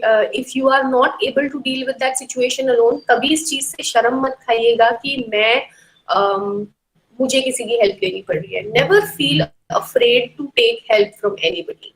Don't be an egoistic person. Don't be that person जो आपको जो आपको ये फील कराए कि अगर मैंने किसी की मदद मांग ली, या अगर मैंने किसी को ये बता दिया कि मैं स्ट्रेस्ड आउट हूँ, या मेरे को ये मेंटल हेल्थ इश्यूज हो रहे हैं, या मुझे ये चीज इम्पैक्ट करी है नेगेटिवली, तो मैं कमजोर लगूंगा. Never do that.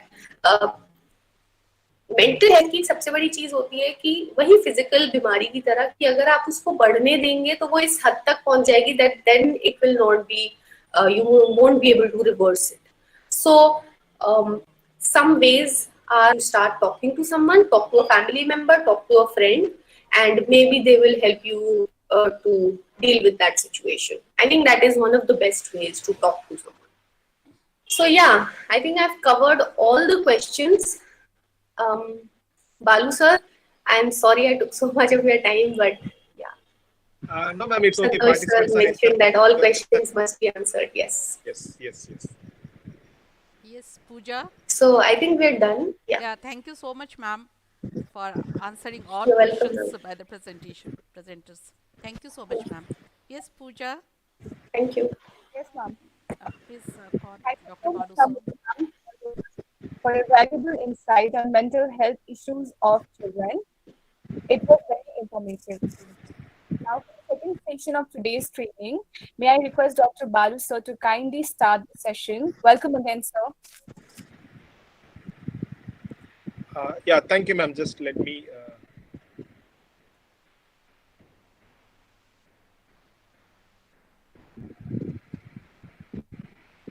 Give me a couple of minutes. Let me share my PPT. Sure, sir.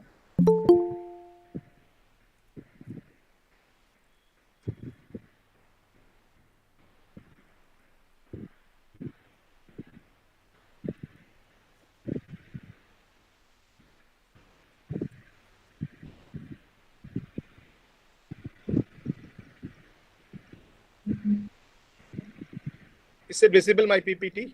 Yes, sir. Yes, sir, it's visible. It's visible, sir. Yeah. Thank you so much. I request all the participants to be prepared that this session will go till next 1 hour. So I'll try to make it very short, if possible. Right. And Please, today sir. we are going to discuss about the child-centric disaster risk reduction is one of the important concept in this training program because the title of the program itself, it's a child-centric DRR. So it's very essential to know about what is actually a CCDRR means. Okay. Let me give a brief background about how the children are being affected. And during 2001 to 2015, there was 10 major droughts in southern part of our country in Andhra Pradesh and Karnataka and Telangana. Okay, during this 10 droughts, the impact study was being conducted and it is found that more than 36% of the children were being affected by child stranding. And also more than one-fourth of the children were being affected by child wasting in these three states. And you also know that during this COVID-19 also, though some of the children were also being affected directly, they are infected, and the children's education, mental health also being affected. So you may take any type of disasters, the disasters were being directly and indirectly, it is affecting the children. In this situation, and most of the time, the children were not involved in the disaster risk management activities. For example, we are preparing the community-based disaster management plan or evacuation plan, some policies and planning, but we are not involving children in the disaster risk management activities. Right, and many times the children voices are also not had in the disaster risk management planning and implementation process. I remember that almost past 8 or 10 years before, I was asked to prepare a community-based disaster management plan in one of the coastal village, and I was conducting a participatory rural uprising. So naturally, we used to invite the Panchayat presidents, ward members, and SHG women's and the local leaders. Right, and I have started my process, and when naturally the children saw the crowd, and they were also started coming, and at that time I saw the children are being disturbing my process. So I asked the people to send the children away, and now I am realizing that I have done a mistake, and it's very important to involve children in such process, right? And then the children were also being further harmed and abused, and they were also being exploited after the disasters. I can give us some example that during this COVID-19 lockdown, uh, in Andhra Pradesh, there was one tea shop owner who was not able to open his shop, and he was thought of doing farming. But even for that, he do not have much money. So what he has done is he has used two of his own girl children for blowing a land. Can you imagine how a girl children can be used for blowing a land instead of bull? This is how the children were being harmed, and the number of abuses were also being increased, and the number of child marriages were also being increased. The children were being dropped out, and they were forced to be a child labor. So overall, what I'm trying to say here is any type of disaster which is directly hitting the life of the children, and indirectly also it affects. But at the same time, we are not involving children in the disaster risk management process, and the children voices are also not here. Okay, now let's see why we need to involve children in the disaster risk reduction activities.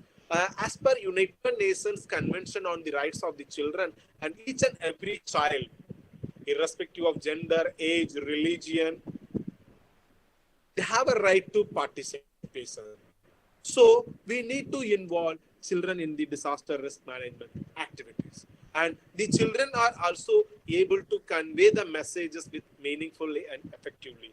And many times when the child come back from the school, they used to share each and everything with their parents, especially mom. And when the child backs from the school, they used to tell, "Today I fell down there. I didn't take a lunch. I missed my notebook. Blah blah blah." They used to tell each and everything. And many times the mother used to say, "Arey Baba, bas mere paas zyada kaam hai. Aap chalo, go and do your homework." This is how we used to stop them. Right? It's what happening. And the children are also more willing to learn and develop a culture of adaptation. Right? Now we all are running with smartphones and laptops and all. The elder people, and even many times we also do not know how to use some of the options in the mobile phone or the smartphone, and many we are not aware of the some of the applications. To whom we are asking? Of course, we are asking to our children. They are much more better than us, and they can learn very quickly anything, and they can adapt with the technology, right? And I remember that past 7 years before, I was not much using this Wi-Fi, but one of a seventh standard boy was saying that he could able to crack the password of his neighborhood and he can use the Wi-Fi. See how the children are learning quickly, and they are coming with a solution. And the children also has immense skill of creativity. We all know that still in our country, in many government schools, there is no enough toilet facilities. So one of the government school children, they came up with the initiative of making their own toilet facility by using the locally available bamboo sticks and the mud pot, and they made a wonderful toilet facility for their own purpose, and they have ensured their own sanitation. Right. And similarly, we all know that in West Bengal, in Assam, every year they face 3 waves of flood. And a boy who was thinking that why every year when the flood comes, my house is being vanished and where I'll stay. He came up with an initiative of here. Then he made his own house on the top of the tree. It's a kind of initiative and creativity being done by the children. And similarly, many people you may aware of seed balls, right? It's making a ball by using these soil and also with cow dung, and you can make a ball, and finally you can insert what the variety of seed you want. And after that, you can throw the children used to throw the balls into the plain land or in the forest area. So when rain comes, the plants come out of the balls. This is a kind of initiative and creativity being done by the children for the climate change adaptation. So like this, the children has a lot of creative skill. So now I would like to interact with few participants. If you come across with such kind of creativity which you have observed among your children or any your school children or neighborhood, please you can share it here. Anybody? You can unmute yourself and you can interact with me if possible. Or you also can type in the chat box. My question is, if you have seen any creativity among your own school children or own children, please you can share. And if possible, related to disaster risk management, climate change adaptation. Anybody? Do you understand my question?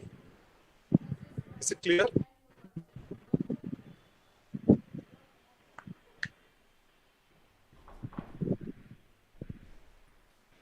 Pooja ma'am, am I audible to you? Yes, yes, sir. Yeah, thank you. Okay, so by the time I'll continue, whenever you got idea, whenever you want to speak, the participant, you can stop me and speak. Right? Okay. And the children are also can able to participate beyond the disaster preparedness role. as you all aware that the children can prepare themselves for the disaster and they also can participate beyond that. And there is a lot of examples during this COVID-19 lockdown period. The children came up with the initiative of they have donated their own savings to the people who are walking on the road, the migrant people who are walking on the road to reach their destination, and even their children were also being donated their own savings and toys to the children who are affected in the cyclone affected area, right? So what we need to know that the children also can participate beyond the disaster preparedness role. So overall, the children has the right to participation, and they have a skill of communicating messages effectively, and they have a skill of learning the technology very quickly, and they have a skill of creativity. So we need to involve children in the disaster risk reduction activities, and have to enable them. We need to use their potential and we need to use their skill in the disaster risk management activities. Okay, now before going to that, I would like to ask a question to a few participants. What do you mean by child-centric disaster risk reduction? If anybody wants, you can speak. Since it's a new concept, you may not aware, but whatever comes to your top of mind, you can speak to me. Since you may read the concept note and the program schedule and some of the sessions also you have attended. So whatever comes to your mind, whether right or wrong, you can share. What do you think of, what do you mean by this child-centric disaster risk reduction? Anybody?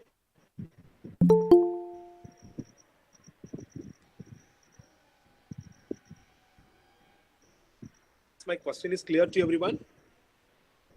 Okay. So I request all the participants to keenly listen, and you can answer the questions, and you also can raise a question, and you also can interact so that the session can be more live. Okay.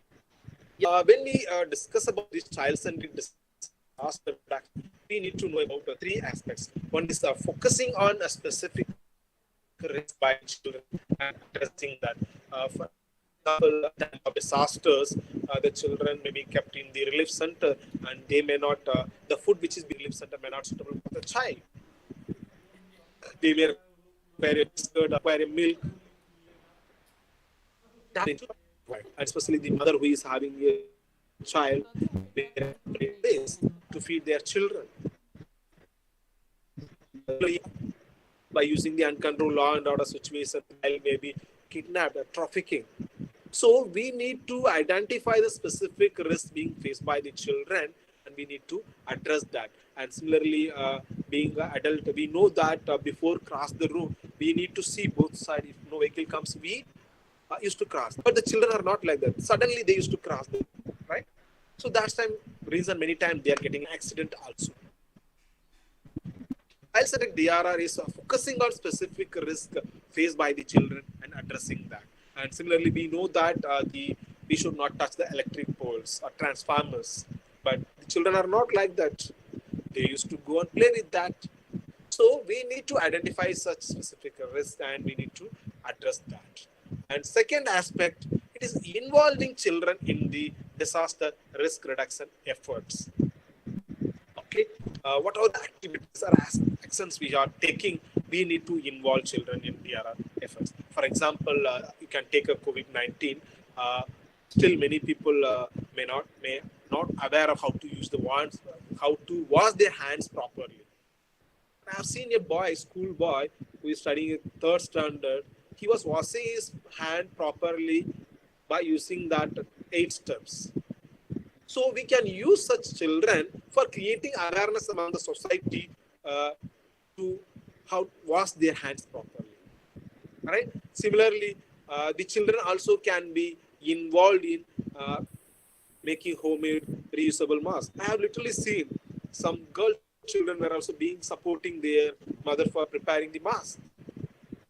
So these are all some examples where you can involve our children. And there are a lot of activities you can do. Like children can be involved in mock drill, or we can also conduct a competition, like a speech competition or drawing competition related to disaster risk management or environmental protection or climate change action. Right? So involving children in disaster risk reduction activity is also a child-centered activities which are doing related to CCR. We have to involve children. And the third aspect is child-centric disaster risk reduction is for the children and with the children. It is like a democracy for the people, by the people, of the people.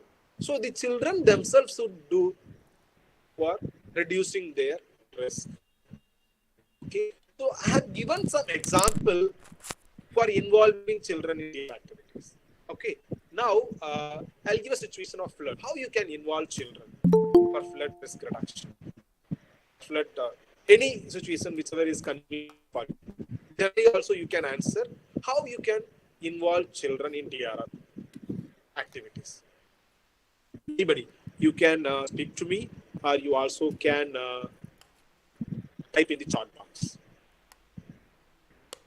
Pooja, I think there is a unmute option for them. No? This participant can unmute themselves, right? Yes, sir, they can. So there is one more. Just a second, sir. Yeah, my question is, give some example for involving children in disaster risk reduction activities. Anybody can. I request everyone to please put forward their question in the chat box. Yeah. Or you can unmute themselves.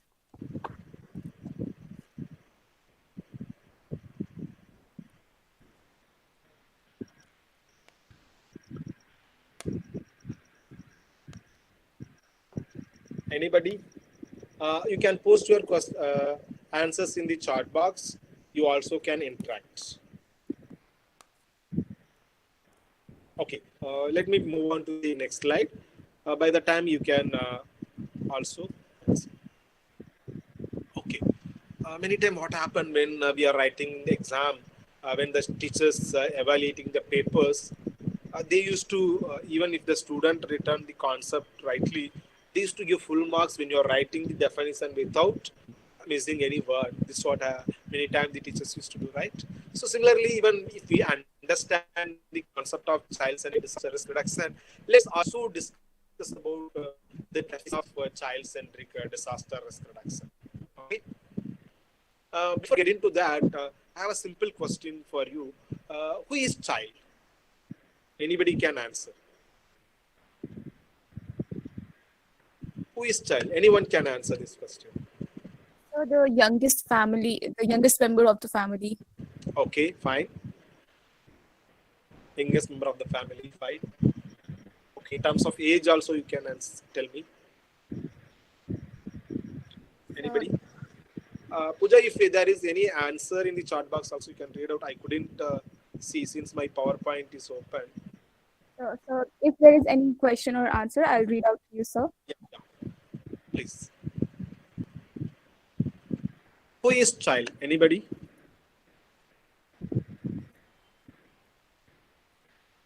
Okay, fine. See, in our country, we have a different definition for the children, right?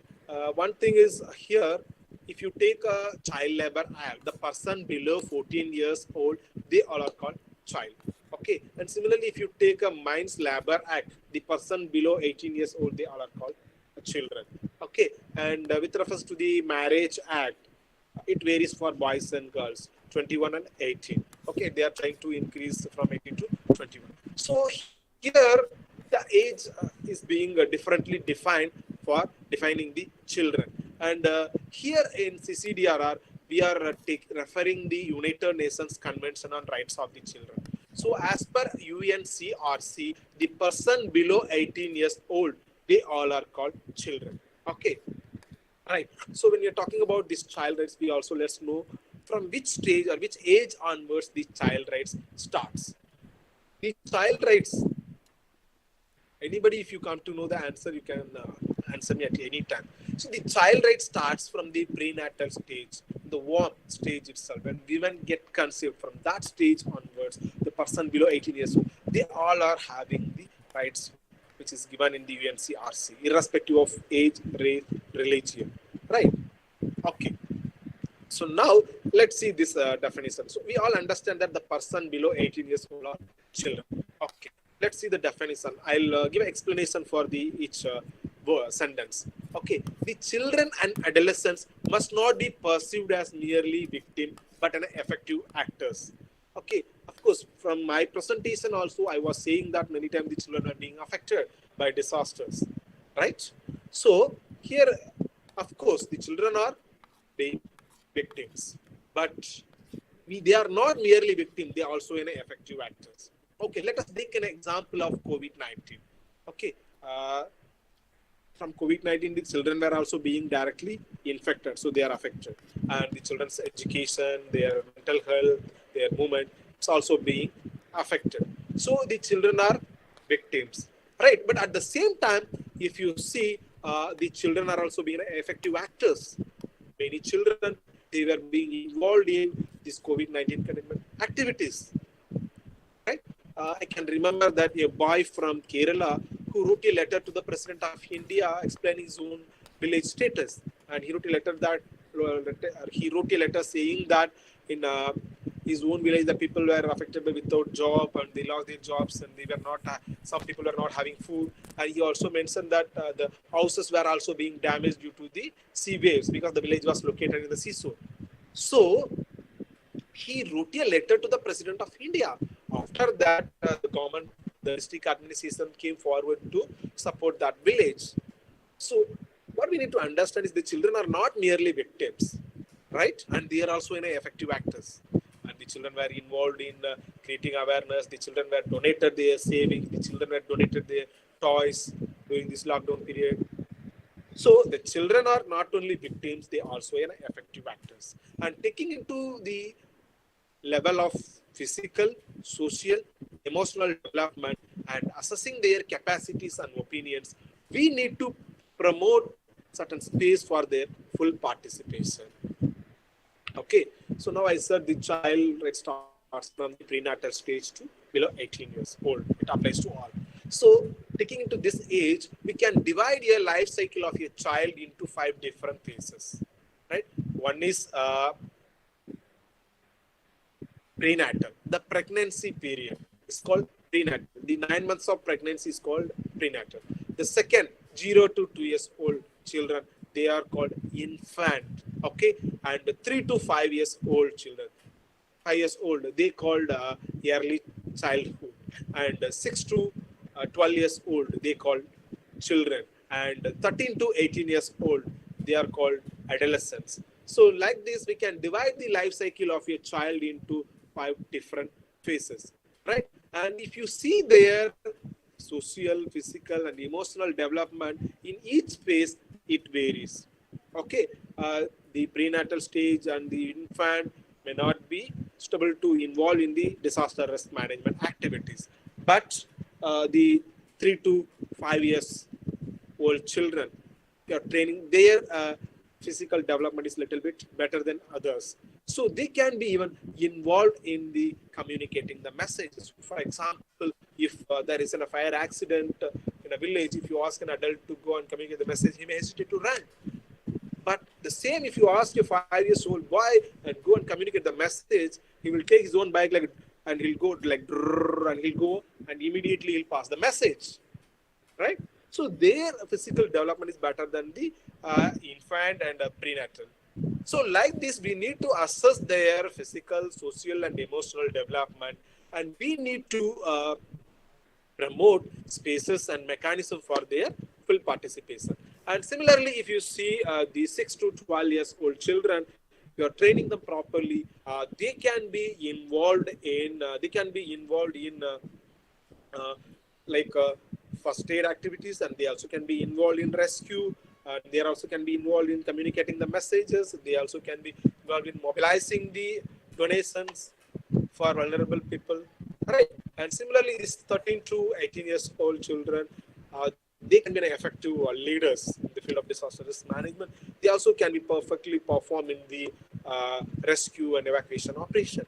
And I have seen in many places, these NSS volunteers were also being involved in this COVID-19 test. They were being documenting all the travelers, and they were also being involved in the tracing the contacts. Okay, when I was doing the lockdown period, I was supposed to travel for some official work.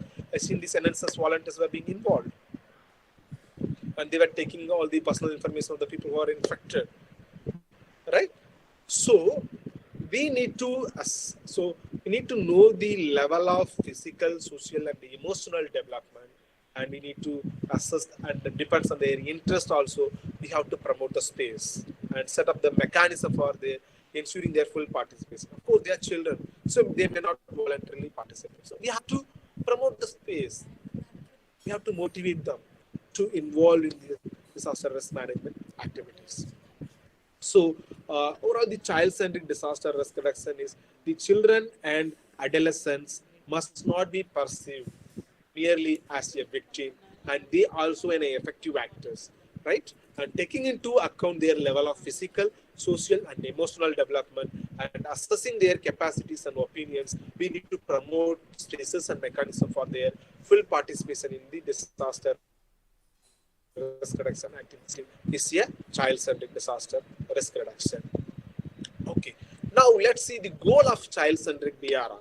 Uh, it is strengthening the accountability mechanism between right holder and duty bearer, right? By improving the information flows and developing the capacities at various levels.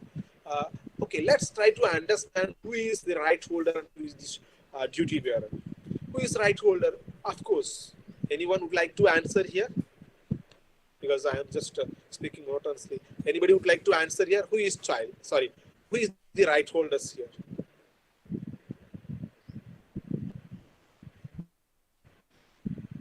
Anybody?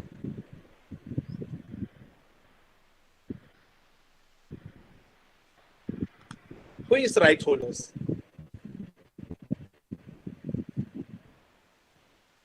Okay, fine. Am I audible, Jam? Yes, sir. Yeah, thank you. Okay, so let's see. Of course, the children, parents, pregnant women, and in case of absence of parents, the guardian. They all are right holders for United Nations Convention on Rights of the Children. And right, so international humanitarian organizations, the central government and state governments or local governments are working for the bearers.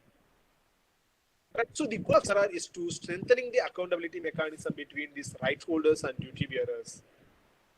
Right. So once said among the right holders, we need to create awareness about their rights so that the children they can ask their rights at the time of they get awareness among the duty bearers, realize their roles and responsibilities and their duties so that the duty bearer can protect and fulfill the rights of the children even at the time of emergencies and disasters. And they also can safeguard rights, right? So overall, this goal of CCDRR is to strengthening the accountability mechanism between right holder and duty bearer. Fine, let's move next. So let's see some of the benefits of CCDR. If you're doing with child-centric DRR, what benefit we will get? Of course, we have seen this CCDRR means addressing the specific risk faced by the children and involving children in DRR, and also DRR for the children and the children. If you do such activities, then it is also an enabling environment for the children to be actively involved in DRR, which will also help them to see their life. And the CCDRR is also provides an avenue for children to utilize their attitude, skill, and knowledge in terms of creation of safe and resilient environment, right? For example, if you are a school teacher, you are asked to prepare the school safety plan, right? And of course, you can use the children's attitude, skill, and knowledge for preparing the school safety plan and school disaster management plan. How you can do? Okay, the children has a better knowledge than the teachers about the attitudes about the children, their colleagues. You may think that all the GP students are strength, but the children knows who are all weak section among their colleagues. So you can use their attitudes to identify the most vulnerable children in the classroom. And similarly, their skill. Of course, most of the children have a skill of making a drawings. So when you are preparing the school safety plan, you need to draw a school map, or you need to make an evacuation map or evacuation route, right? So the children's skill of drawing also can be used for making such plans and drawings. And similarly, knowledge, and the student knows they know better than the teachers where are the emergency exits are in the school, because many times the students or the children also used to bunk the school without the knowledge of teachers. Right? So the children has knowledge of what are the emergencies and routes, how they can escape in the emergency situation, evacuate themselves. Such knowledge also can be and it also allows raise their voice to protect it. The CCDR also allows the children to raise their voice to protect their basic rights. For example, if the children are not getting sanitation facilities, getting education at their time of disaster or when they are in village center, it allows the children to raise their voice. And it also creates opportunity for the children to undertake the roles and responsibility to participate beyond the community participate in the community development work. Of course, tree plantation is also one of the community development work where the people are involving in evacuation, where the people are poorest people in the COVID-19 situation. It's all community development work. So this is here also provides an opportunity for the children to do certain community development work, and the children also can be involved in creating awareness among the society. Right?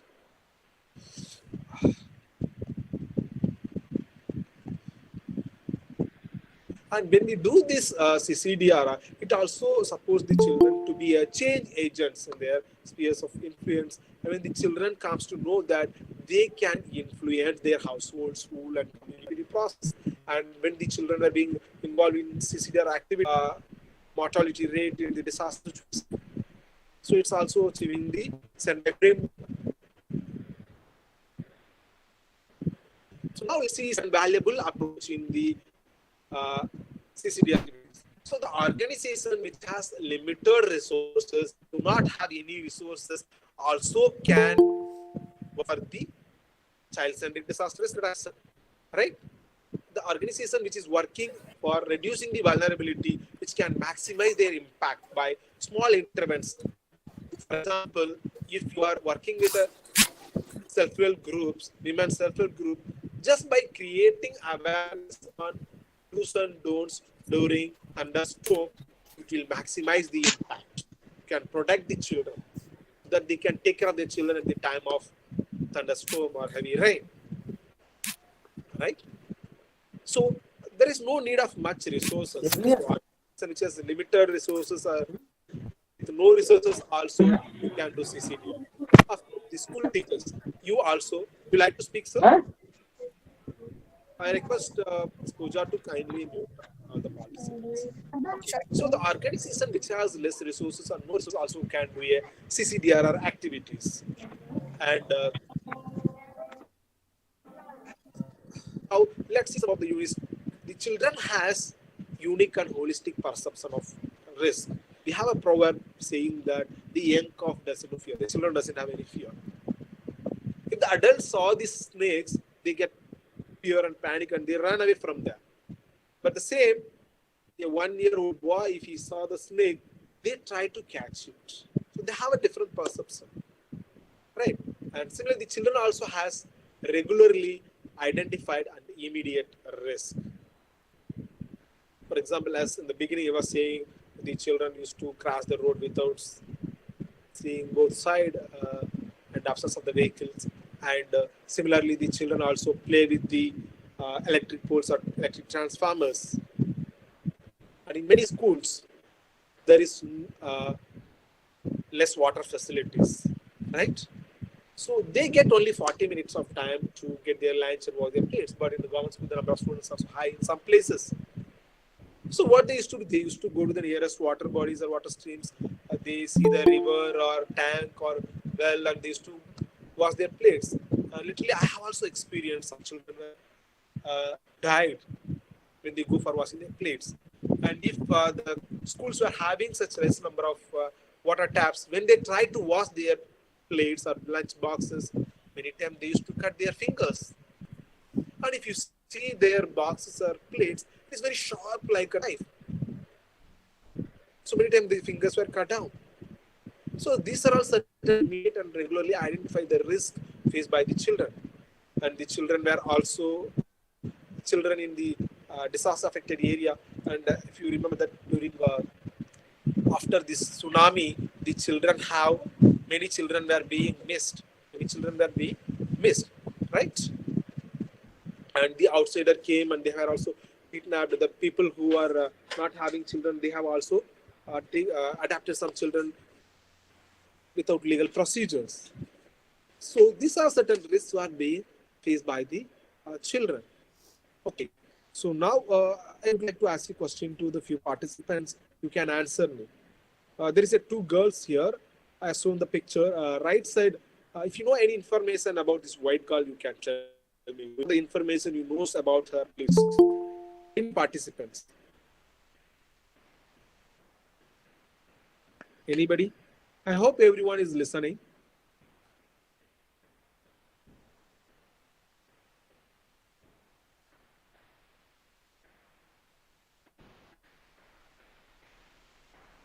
What happened? So silent in this session. Yes, Pooja. Please ask. Yes, ma'am. Please ask participants. You also can type in the chat if you are not willing, and you also can speak Hindi also. मुझे हिंदी समझ है बोलने के थोड़ा दिक्कत है. हिंदी में people whoever want you can speak in Hindi also, and Bengali also you can answer.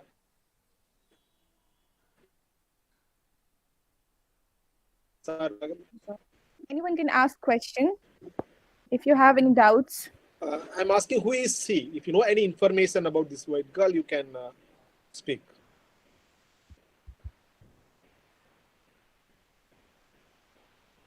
Okay, fine. Let's move.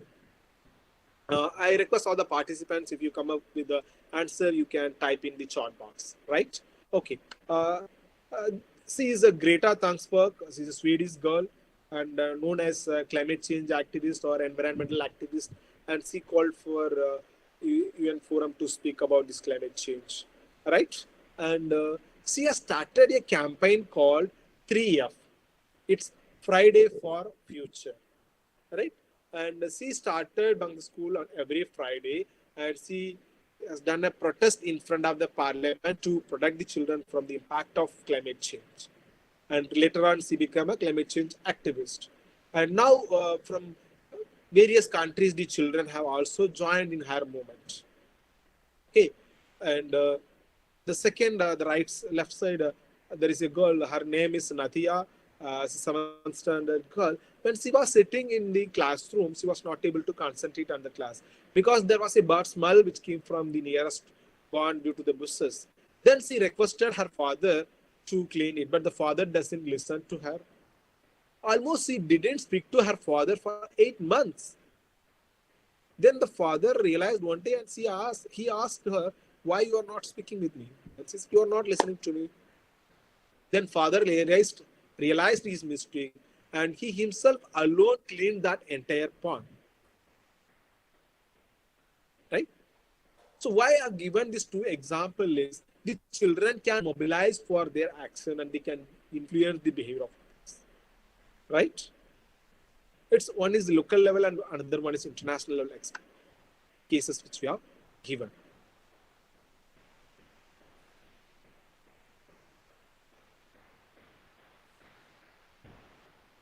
Okay. Now, let me share some of the CCDRR initiatives done by government of Odisha. Right. At the time of cyclone Fani, the government of Odisha has identified almost more than 2,600 severe underweight children and severe acute malnourished children and more than 73,000 pregnant women, and they have provided take-home ration in advance to ensure the continuity of services to the children, even at the time of disasters and emergency, right? And the same kind of initiative are being done at the time of COVID-19 lockdown, and many state government has come up with these take-home ration initiatives, and they have provided this take-home ration to all the Anganwadi children. And the government of Odisha also has given a special care to shift the old age people, differently able, and children and pregnant women before much before the landfall of cyclone, right? And almost near to 2,000 pregnant women were also shifted to the delivery points to ensure the safe and institutional delivery. Okay, And this government of Odisha has also done visit to all the childcare institutions to ensure the food supply and availability of food to stocks at the all relief centers, shelter home, cyclone shelters, and schools and Anganwadi centers. So it's all a kind of child-centric DRR initiatives to ensure the continuity of services to the children and to protect the children from the disasters. And the school fees and school examination fees were also waived up at the high school level government schools and disaster affected areas, because when the parents lost their livelihoods, they may not able to pay the fees to the school, so which may lead to the dropout. So to avoid dropouts and ensure the continuity of children in the school, they also came up with this waiving of school fees and examination fees. And the extra pairs of uniforms were also being provided in the disaster affected areas in the cyclone Fani affected area. And also they have tried to ensure safety, and the prior inspection was done at the Anganwadi centers, and they have verified the food stocks and essential items, and they were carried and they were also provided where it is lacking. Okay, and the instructions were also given to the women and child welfare department officers to give a priority and focus to save the children and pregnant women and lactating women at the time of cyclone Fani. And more than 36 children with severe acute malnourished were admitted in the nutrition centers, and they were also being given regular follow-ups. Okay, and these are all certain CCDRR initiatives being done by the government of Odisha at the time of cyclone Fani. And there is no one particular way of working on child-centric disaster risk reduction. Each organization has their own strategy and idea. It depends on the available resources and their network and human resources. Right. For example, Save the Children says that involving children in DRR is the child-centric DRR, and UNICEF says protecting child rights is the child-centric DRR. Right. So when we understand the breadth and depth of vulnerabilities of the disaster risks of the children, we can reduce the risk and vulnerabilities of the children. So here the government of India's approach on child-centric DRR is a multifaceted approach. So one side, creating awareness about children's rights so that they can ask for their rights at the time of disaster. And other side, involving children in the disaster risk reduction activities. And the third aspect, protecting children from the disaster risk reduction through building their capacities and conducting mock drills and through capacity various training programs, right?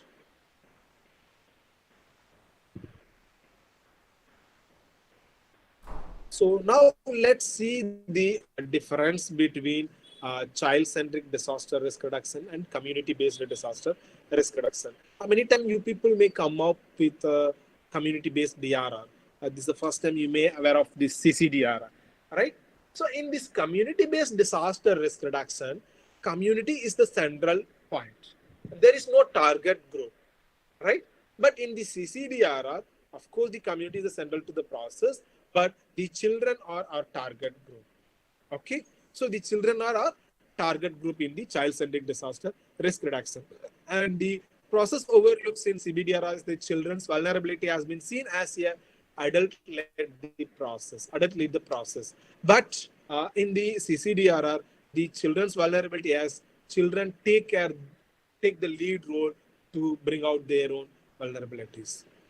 And most of the tools that are being used in CBDRR is also a adult-led process, but tools that are being used are in the child-led process in the CCDRR. Okay, and mostly the risk assessment, disaster risk assessment is being done by the adult in the child community-based disaster risk reduction. But in the CCDRR, the child activists do the risk assessment and validate with the adults and local authority. And meantime, the children were also being involved and being done this risk assessment.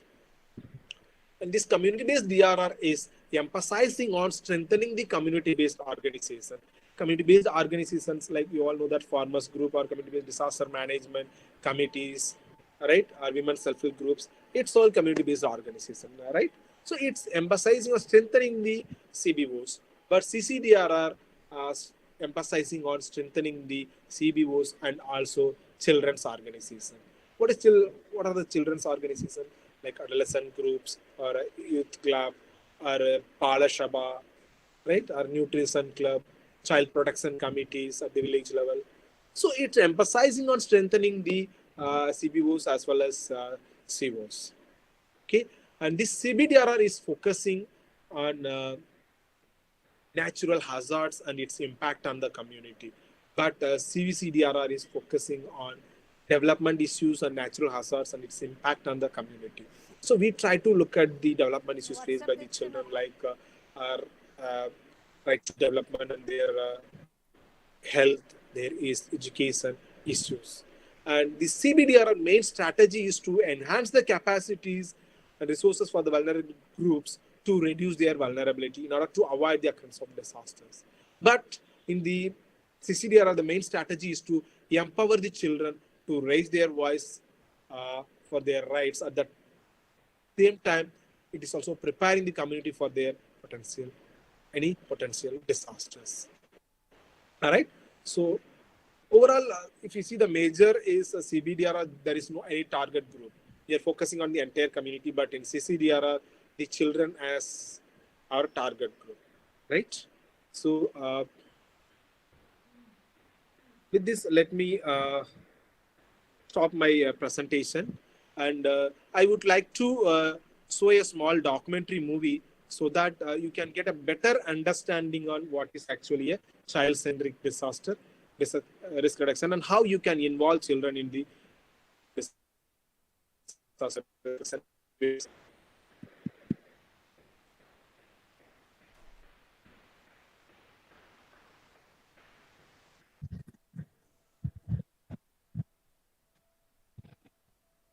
Can anyone confirm is the documentary movie is visible and was it audible? Should I play? Yes, sir. Visible, sir. Please press. Yeah. Thank you.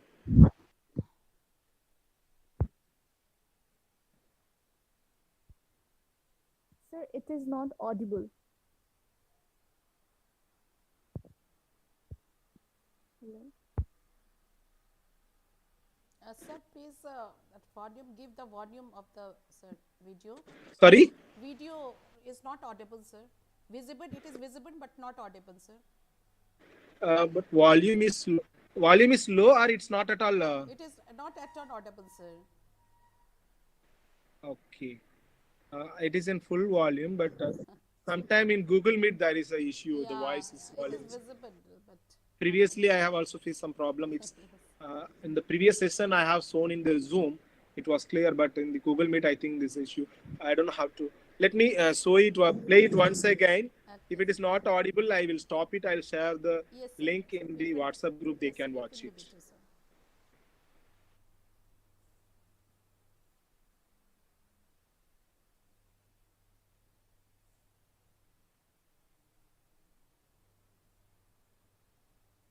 Is it okay Yeah, visible, Sir, sir. without But volume? yes. Should I continue or stop it? I think without volume it won't be good. So we can see it, but we can hear it. So Yeah, that I understand. That's why it's better. I will share the link in the group. They can watch. I think because Okay, sir. only in Google Meet this issue is there. I don't Okay, how sir. to. You say, sir.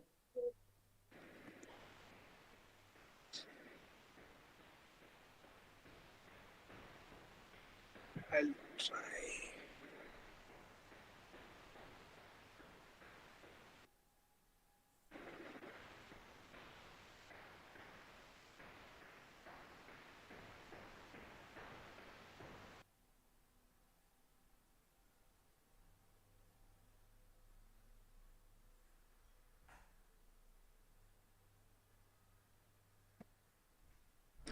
Okay, because without volume it will be not good to watch it. So I'll share in the group. I'll share the link.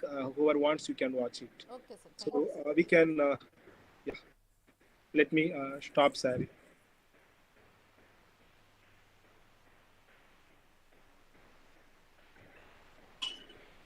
Sir, if you have time, we can take such few questions. Pardon? Few questions we can take from the participants, sir. Yeah, sure. Yeah, Pooja. Um, yeah, Yes, let me let me take a few minutes. See, overall, in this session, we have discussed about how the children were being directly and indirectly affected by the disasters, and what is why we have to involve children in the disaster risk reduction activities, and what is child-centric disaster risk reduction.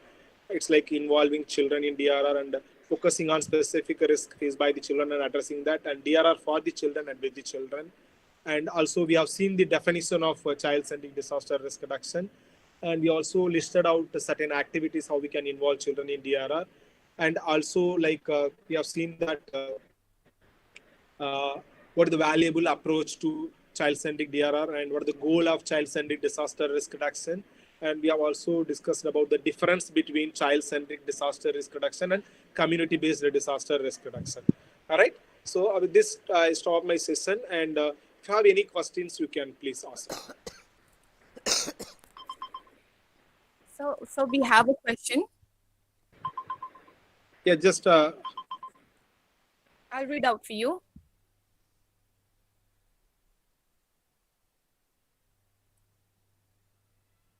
yes, ma'am, please.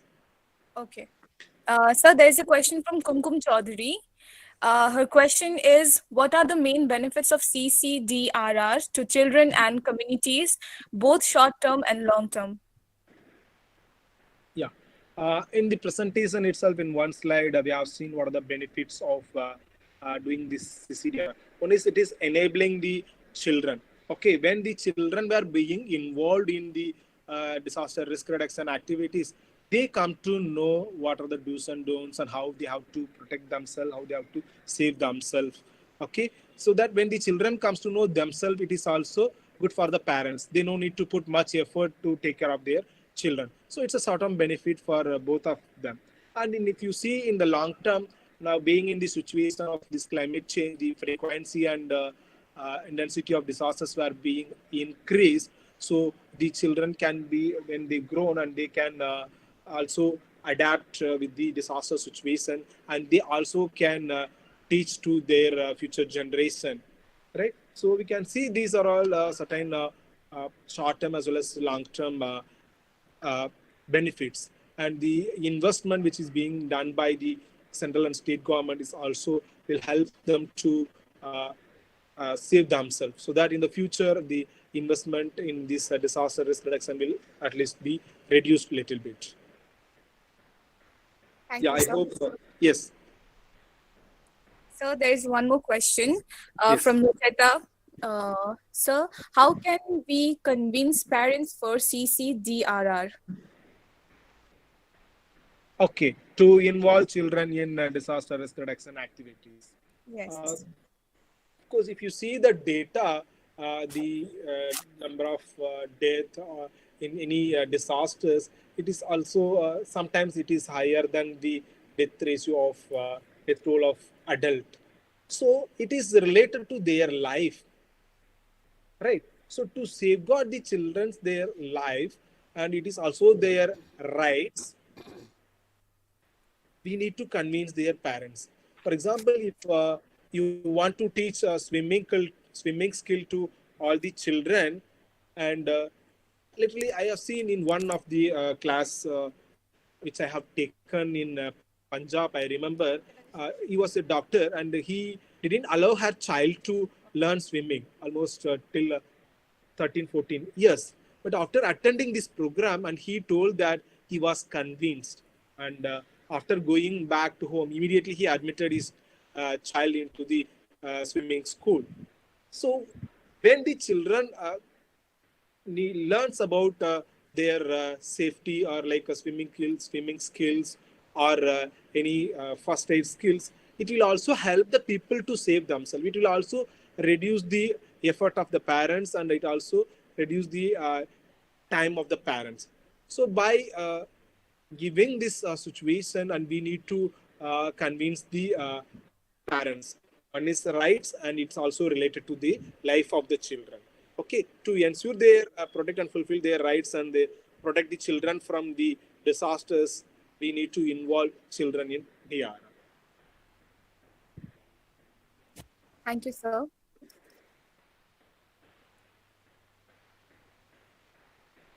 Any other question? Sir, actually, we are getting a lot of comments on how wonderful the session is, but questions are left. Okay, if any questions, please, you may read out.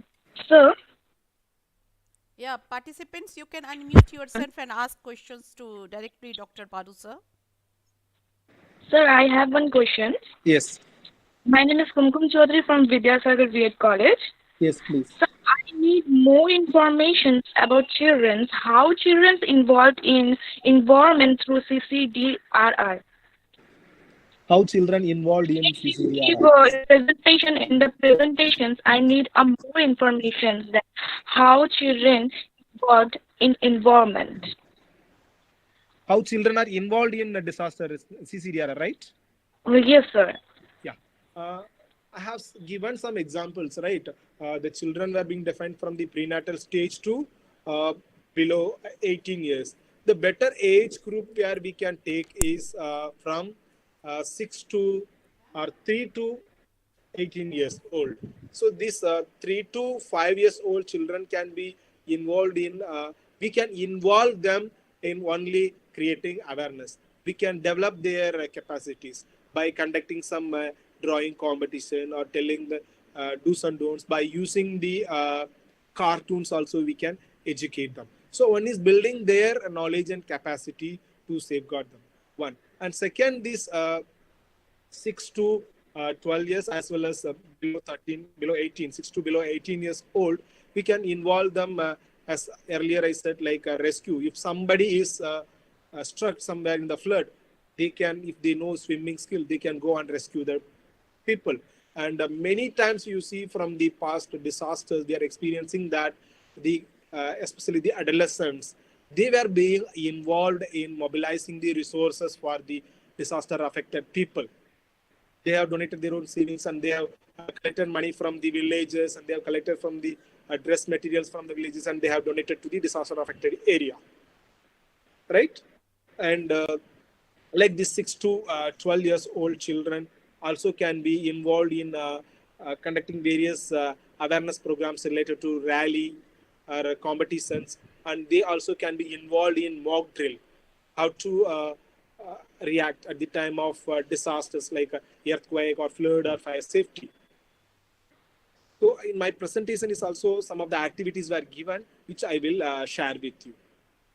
Hope you got some idea, right? Yes, sir. Thank you so much, sir. Yeah, thank you.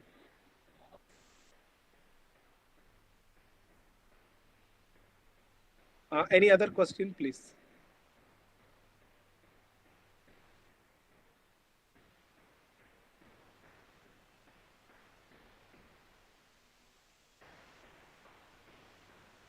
If anyone have any more questions, please unmute yourself.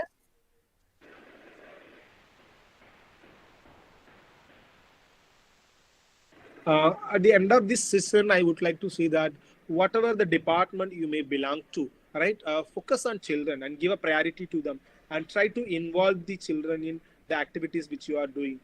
If you are like a health department, right, and you try to ensure that the services were being provided.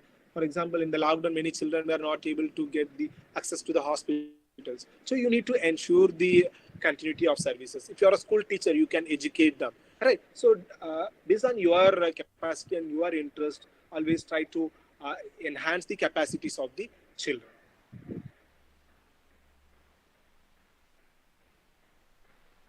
In case if there is no any questions, we can conduct the session. Or if there are questions, we can ask. I don't think so there are more questions.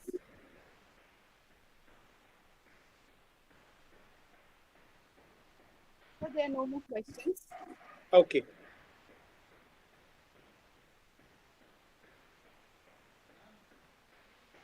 If there is no more questions, you can go for wind up in today's session. Yes. Ma'am, are you there? Savita ma'am?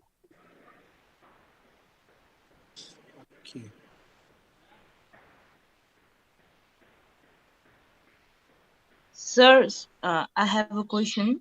Yes, My name please. is Rachinita Thapa from Vidyasagar College of Education. So my question is, sir, if a child is physically disabled child, so but he's willing to help, he's willing to participate in CCDRR. So how can he or she can inculcate that mm, her social work for the CCDRR? Yeah. Of course, as per UNCRC, each and every child, with respect to even ability, also all the children have a right to participation, right? So it is their rights to participate, and as per their capacity. That's what in the definition itself I told that assessing their physical, social, and emotional development and their capacities. Accordingly, we need to promote the space for their participation. So if the people are differently abled, they can be involved in the creating awareness. They can sometimes give a lectures, and they can also uh, participate. For example, I'm relating with COVID-19. If the differently able person knows how to wash their hands properly, they can have a demo. They can conduct the demo in front of the community, right? Yes, sir. It's one example. Similarly, the differently abled people also can join in the rallies also by using their own cycles or motor bike. So this is a second example how they can be involved. And we also need to give a special importance for the differently able children to protect them in the disasters and emergencies. Okay, sir. Thank you so much. Yeah, thank you.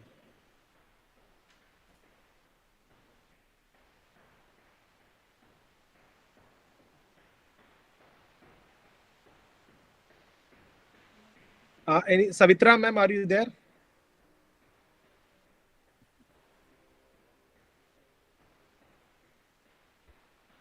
I think ma'am is not there, so Uh, okay, Ms. Pooja, otherwise, thanks to all the participants, right? Let's today's session we will formally close it here and request all the participants to join for a tomorrow's session on time. Okay, probably tomorrow Dr. Raka will join and he will answer all the questions related to the COVID-19 and school safety, right? Thank you so much to all. thank you, sir, for clearing our doubts and for this wonderful session. Yeah, Yeah, thank you thank you, so ma'am. much, sir. Thank you so much, sir, for your wonderful presentation. And thank you so much for the whole team of the CCDRR for this training program. And thank you all the participants for joining yesterday's and today's session. But I expected more participation from the participants because more than 200 participants has registered for this training program.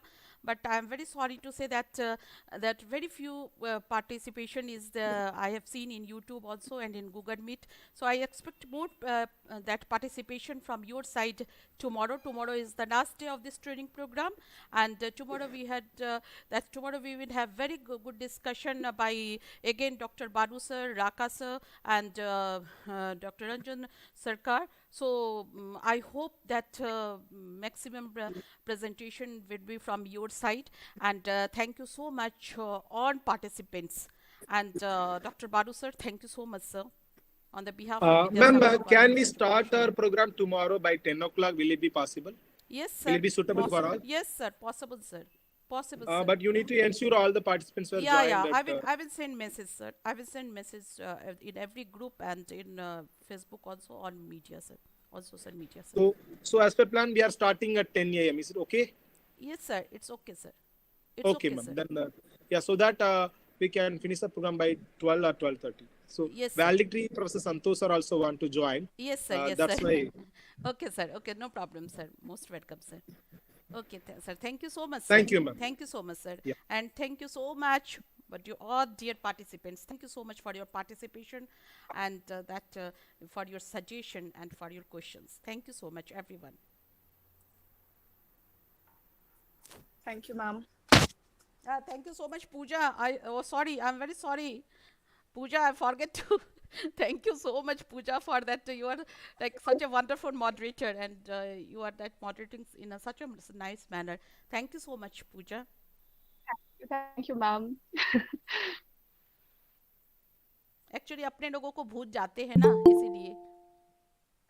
Ma'am, अभी तो है so it's fine. Thank you so much. Thank you. Thank you so much, Pooja, for your support. Thank you, ma'am. Okay, dear participants, we will meet again tomorrow at 10 a.m. Thank you so much.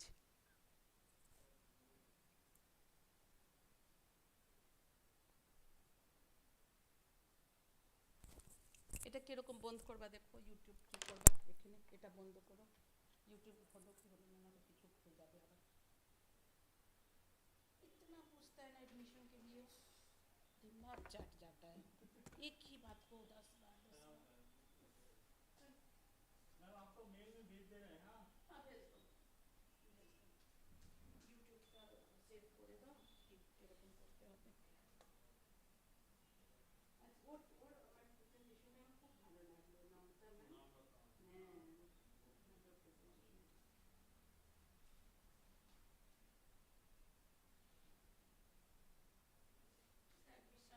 1.5 lakh 5 बार बॉलीवुड 1.5 लाख, फिर भी उसको नहीं सुने दे रहे. कहाँ का ma'am, फिर भी यहीं का इसीलिए सबको मैम कम चाहिए, उसकी वो अपने हाई स्कूल में नौकरी करता है, उसका भाई प्राइमरी में नौकरी करता है, भाई की मिसेस के लिए आप फिर भी वो बोल रहा है कम चाहिए.